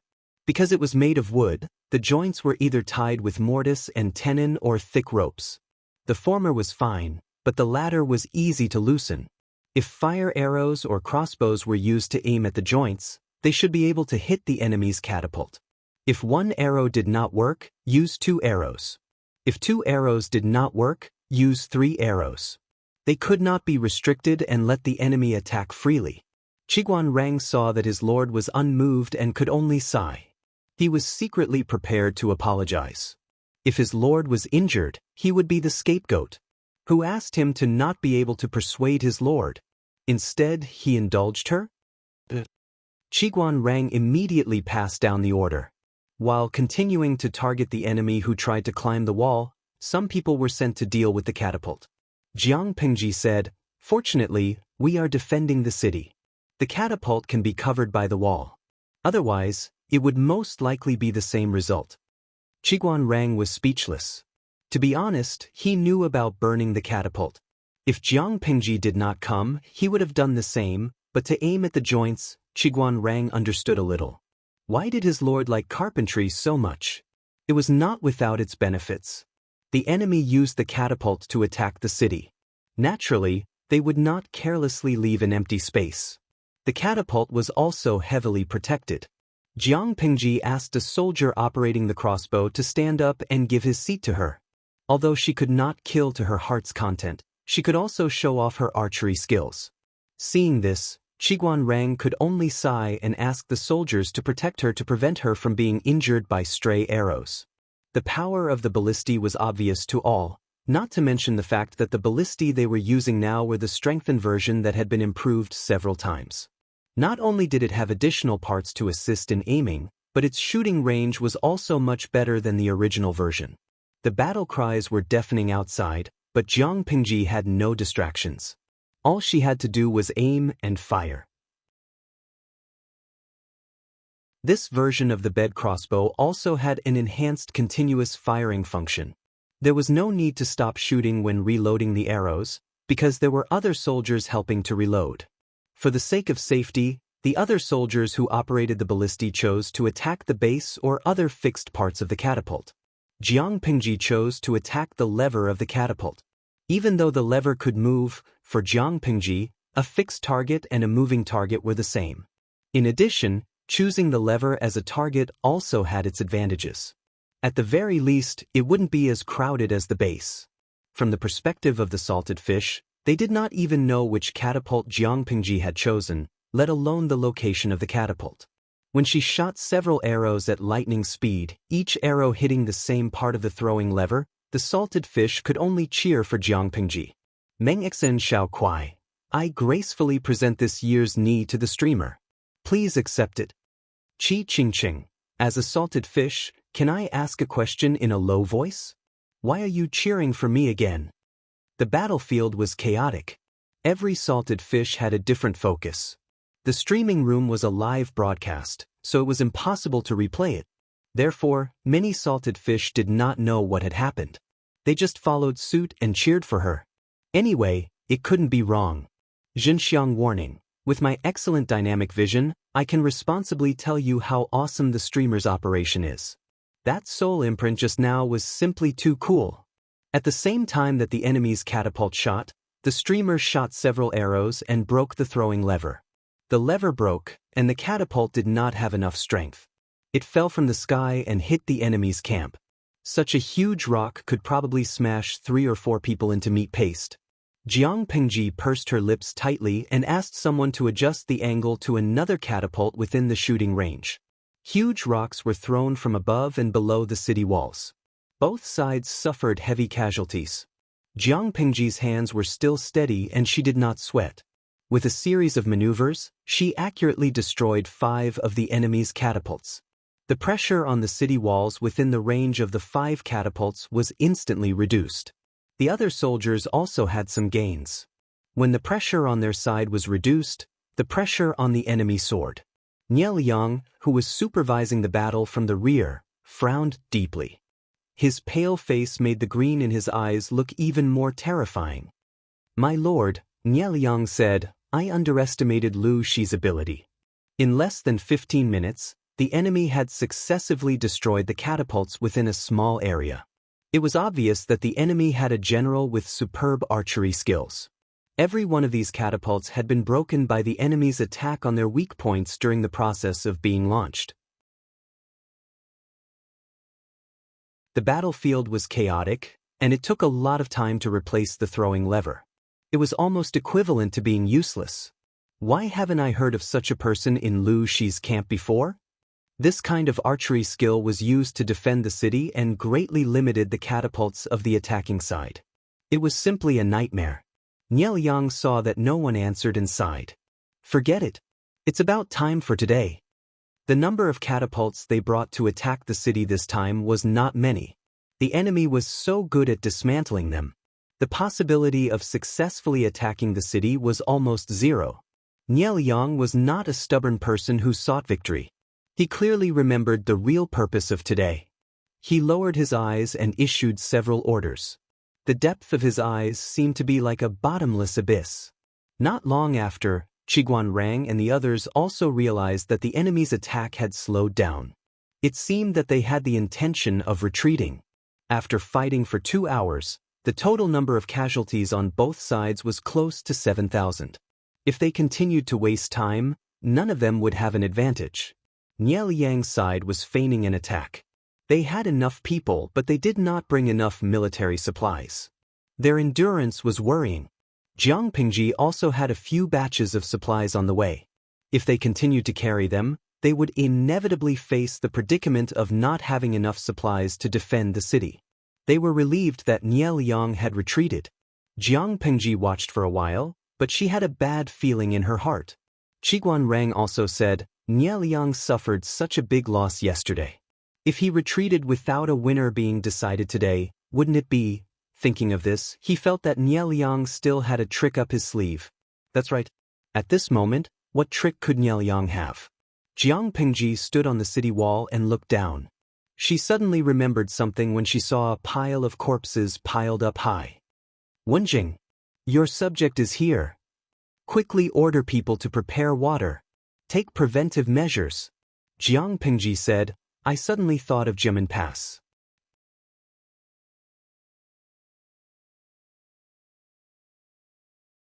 Chapter 1482. Jimin Pass.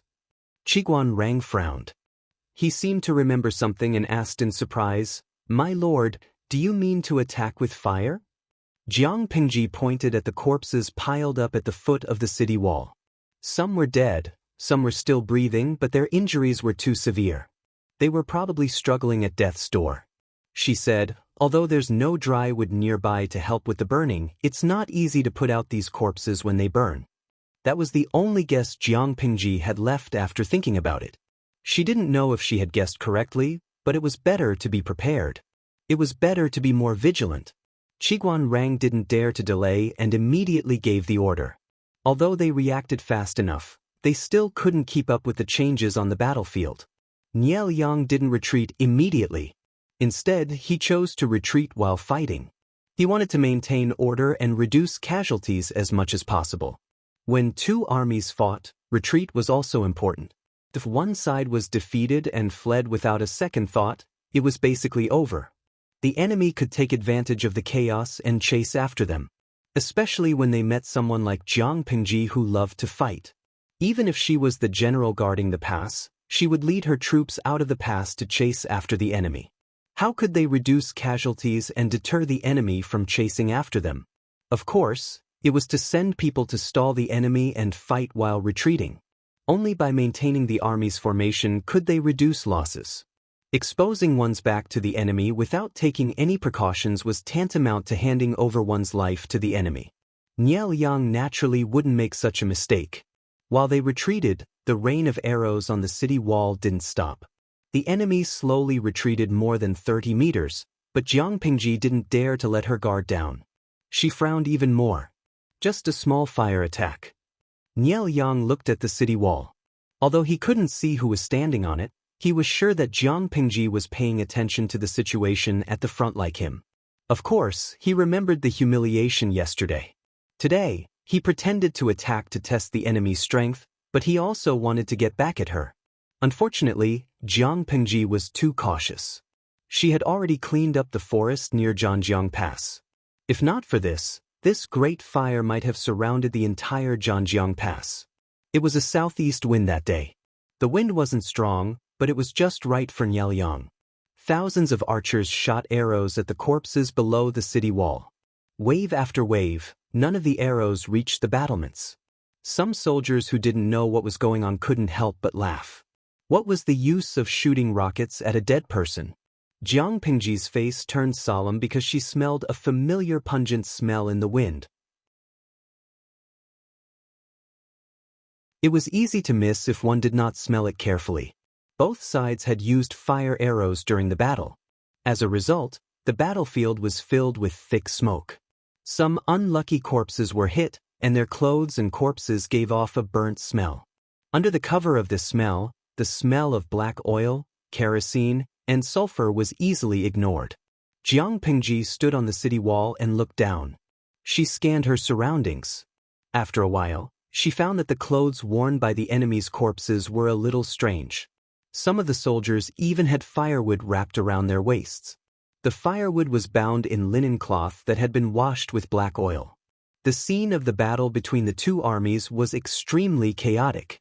Neither the supervisors nor the frontline soldiers noticed this, so it was easy to overlook it. This Niel Yang, Jiang Pingji clenched her fists.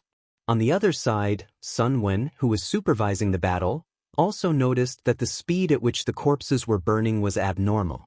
In the span of a few breaths, the small flame had turned into a towering blaze that quickly spread. If the city wall of Zhanjiang Pass had not been made of huge stones, the fire would have reached it. Seeing that Zhanjiang Pass in the distance was surrounded by orange flames that soared into the sky, Niel Yang's depressed mood eased a little. Zixuan, send someone to investigate which General Lu she promoted after this battle. On the battlefield, he could consecutively destroy several catapults in a very short period of time.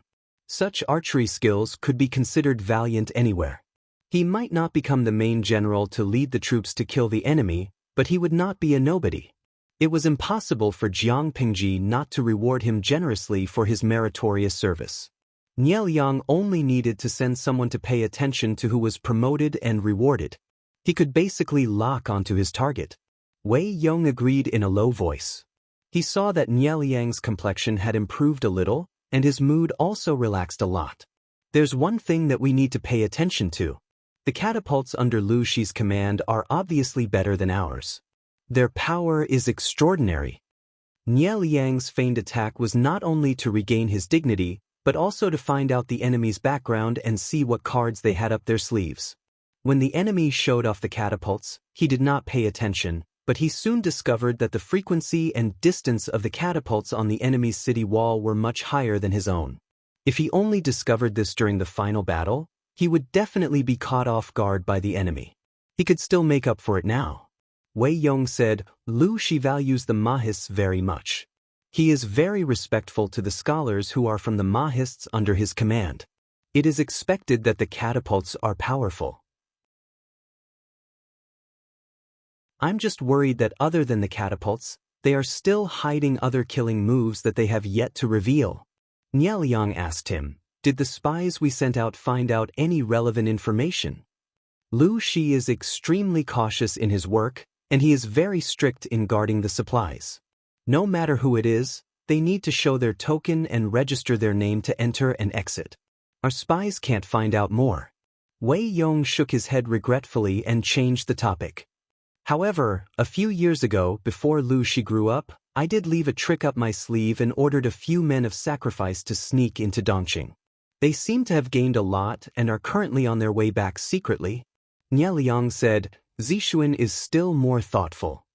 Wei Yong shook his head and sighed. No, it's only because of my third brother. That one called Wei Ci? Nie Liang still remembered Wei Ci. After all, there were not many men with such charm in the world. He was a person who left a deep impression. Speaking of which, Wei Ci could be considered as Nie Liang's savior. If Wei Ci had not taken his pulse, Nie Liang might have only realized that he had been tampered with before he died. Even if the lord chosen by Zixiao doesn't show it on the outside, there must be something extraordinary about her. We have to guard against her. If Jiang Pingji knew about this news, she might be angry for a while. In fact, Jiang Pingji was very angry now. The fire spread very quickly. Even though Qiguan Rang had sent people to fetch water, Nie Liang used black oil and other substances to ignite the fire. There were thousands of corpses burning underneath. It was impossible to extinguish the fire by relying on manpower. There was something that was even more annoying. When the enemy soldiers climbed the ladder for the last time, they secretly pierced the sack containing the black oil and let the black oil flow down the city wall. When the corpses below formed a big fire, the flames ignited the black oil on the city wall. The flames climbed up from below and spread to the towers and watchtowers on the city wall. For a moment, everyone was in a sorry state.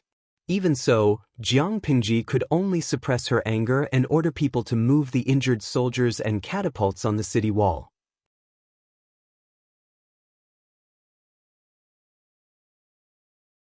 Chapter 1483. The wind fanned the flames, and the fire burned vigorously. Even from far away, one could see the thick smoke rising into the sky from Zhanjiang Pass. Jiang Pingji and the rest looked calm. Not to mention them, the soldiers under the tent did not have any reaction. Those who were supposed to put out the fire did so, those who were supposed to move the injured soldiers did so, and those who were supposed to move the catapult carts did so. The mental fortitude of the idle fish in the live broadcast room was not as strong. Many salted fish covered their mouths and vomited after watching for a while. Especially when Jiang Pingji said, "There's the smell of cooked meat in the air," the entire bullet screen stopped. She had been chased off the city gate tower by Qiguan Rang and was feeling gloomy. When she saw the salted fish's reaction, her depressed mood rose a few notches. "Host V, no way. How many years have you been with me? What kind of bloody and violent scenes have you not seen? This is just a small matter. Calm down." There were some things that the more one saw, the more one would naturally calm down. They were still lacking in knowledge. Jiang Pingji spoke casually, as if what was burning outside was not thousands of corpses but thousands of suckling pigs. "Tudu Feiqiu, you can never get used to this kind of thing. After all, the environment is different. Gui Kai Gua Feng Shao, once again, I'm impressed.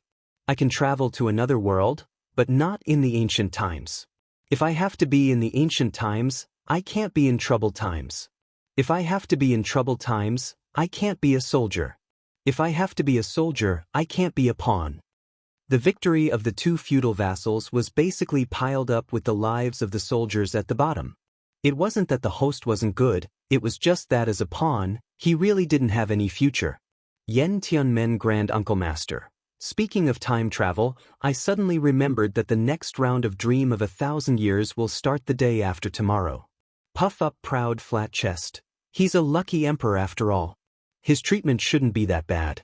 It'll be a pain in the ass if he's sent to the battlefield. Yu Longyin, aren't they afraid of being thrown into the battlefield? Are they deserters? If they meet the streamer, maybe they can ask for her autograph and take a picture with her. The salted fish were the best at straying from the topic. Just a moment ago, they were trembling in fear, covering their mouths and vomiting. Now that their attention was diverted, they immediately began to imagine the identity of the next Dream of 1,000 Years lucky emperor. Some people teased, while others immediately came up with interesting jokes. Looking at the streaming room that had returned to normal, Jiang Pingji snorted secretly. She was really bored out of her mind. She was actually worried about these salted fishes not adapting well. They were clearly adapting well. She, on the other hand, should be the one worrying. Once again, I'm impressed by my brilliance. Jiang Pengji glanced at the god-slaying saber in her hand and sighed. If I hadn't cut down the nearby trees in advance, I don't know how long this fire would have lasted. Perhaps Nielyang would have been able to take advantage of the situation and break through. Just as she was feeling emotional, the old general's private message rang. Your Abba, it's going to rain soon. This is really the work of the chosen one. Jiang Pengji's face was full of questions. Rain? At this time? She looked up at the sky. It had been dark since morning. She could see that it had been raining recently, but not today. The old chief quickly sent her another message, mocking Jiang Pengji's failure in geography. Your Abba, even though you're already the Legion commander and the future marshal of the Federation, and no one will question your education background, don't let the cat out of the bag. Didn't you notice that the terrain of Zhanjiang Pass is very strange? The pass is narrow, the hinterland is wide, the mountains on both sides are high and steep, and the middle is low. This kind of terrain is quite bad in terms of air circulation. It should have been raining on your side, but the fire accelerated the formation of the rainwater. In my opinion, at this rate, it will rain in half an hour at most. Don't you think you should prepare for it? Jiang Pengji also heard it, and she suddenly looked a little embarrassed. I entered the children's military school when I was very young. Within 2 years, I was directly recruited into the genetic warrior training camp. It's normal for me to fail my cultural classes. Jiang Pengji began to act shamelessly. How could she admit that she was not cultured enough? Really? It will rain in half an hour? The dear old chief only gave her the 8 syllables. It was up to her whether she believed it or not. Jiang Pengji, you're the top student, you're right? She was thinking about how to manipulate the situation when a gust of wind came in. My lord, I have something to report. Jiang Pengji said, coincidentally, I also have something to tell you. Wei Xi said, my lord, you may speak first. Jiang Pengji said, I have a premonition that it's going to rain soon. Wei Xi could not help but laugh. Coincidentally, I want to talk about this too. After the fire was ignited, the southeast wind, which was originally gentle, grew stronger. The wind fueled the fire, and it burned even more fiercely at the pass. The sky, which was initially bright, seemed to be covered with a layer of black gauze, and there was a faint trend of rain. Jiang Pengji smiled evilly. I hope that before the fire is extinguished, it will rain, even if it's just a drizzle. Exactly, Wei Xi said, at least the enemy will know. Jiang Pengji said to him, one is marked by the company one keeps. The ancients did not deceive me. Wei Xi was also black-hearted. If Nielyang really knew, he would be so angry that he would be in trouble. It was not easy to get back at them with the fire, but who knew that the heavens would not give them face and send rain to help Jiang Pengji and the others extinguish the fire. Although this was a normal change in the weather, with a little use of public opinion, the image of their lord as the child of destiny could be created in an instant. Once it was confirmed, the soldiers under Nielyang's tent would probably be restless for a while. They were naturally not afraid of fighting with others, but if they were to fight with the child of destiny chosen by the heavens, would there be any hope of victory? Once the morale of the army was shaken, the morale would also be low. Jiang Pengji was used to using her advantages, so she would naturally not let go of this marketing opportunity. She looked at Wei Xi and said, Zixiao, do you think I should set up an altar or perform a sword dance to pray for rain? It would be more effective? Wei Xi said, no, if there is no rain, won't the Lord be passive? Even if Wei Xi was 90% confident, he dared not joke around with Jiang Pengji's reputation. Wei Xi rejected it, and Jiang Pengji did not insist. She did not like to dance. The two of them muttered. Qiguan Rang and the others were in a much more difficult situation. Old Master Sun Wen was sent away due to his old age, so he could not leave at will. His originally fair and clean face was smoked black, and the beard that he carefully groomed every day was also a little burnt. Because the fire could not be controlled, Qiguan Rang could only retreat from the danger zone. The medic saw that the back of his hand was red and swollen, and he suggested, "Military advisor, the back of your hand is swollen. Why don't you apply some ointment on it first?" Qiguan Rang agreed. When the medic applied ointment on his hand, a drop of water fell on his eyelashes. He blinked subconsciously, and after a while, another drop of water fell between his eyebrows. Qiguan Rang widened his eyes in shock, and he asked the medic with difficulty, "Do you feel anything? There seemed to be raindrops just now." At this moment,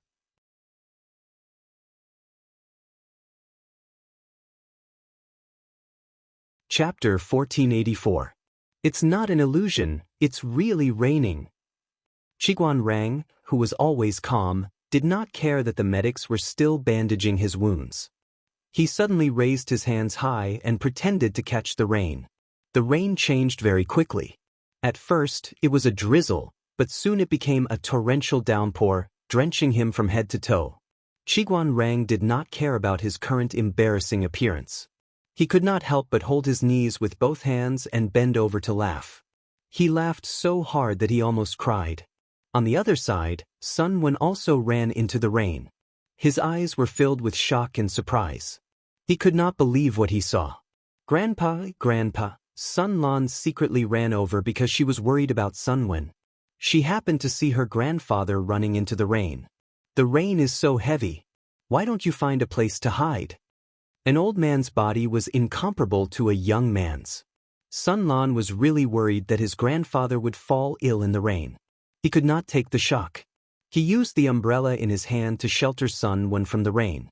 He did not care that most of his clothes were wet. Sun Lan said, "I'll take you to shelter from the rain first. I'll cook a bowl of ginger soup later to ward off the cold." Sun Wen laughed heartily as he gave his grandson a tight hug. He patted his grandson's back and said with a smile, "Today was really a joyous day. This rain couldn't have come at a better time. Haha, I can't wait to see how ugly Nie Liang and the others' faces are." Sun Wen and the Nie family had a deep grudge. Even if Nie Liang was not a real enemy, he was still a disciple of the Nie family. They were on opposing sides. It was hard to say who would win the battle that day, but Nie Liang set a big fire before he left, which made Jiang Pingji's side very embarrassed. Who knew that even the heavens could not stand it anymore? It rained heavily in time and suppressed the rapid fire. It was simply rain from the gods. Sun Wen had not laughed so freely in a long time since he left Zhongzhou and came to Dongqing. Sun Lan felt a lump in her throat when she heard her grandfather being so happy. After much persuasion, the old man was finally appeased.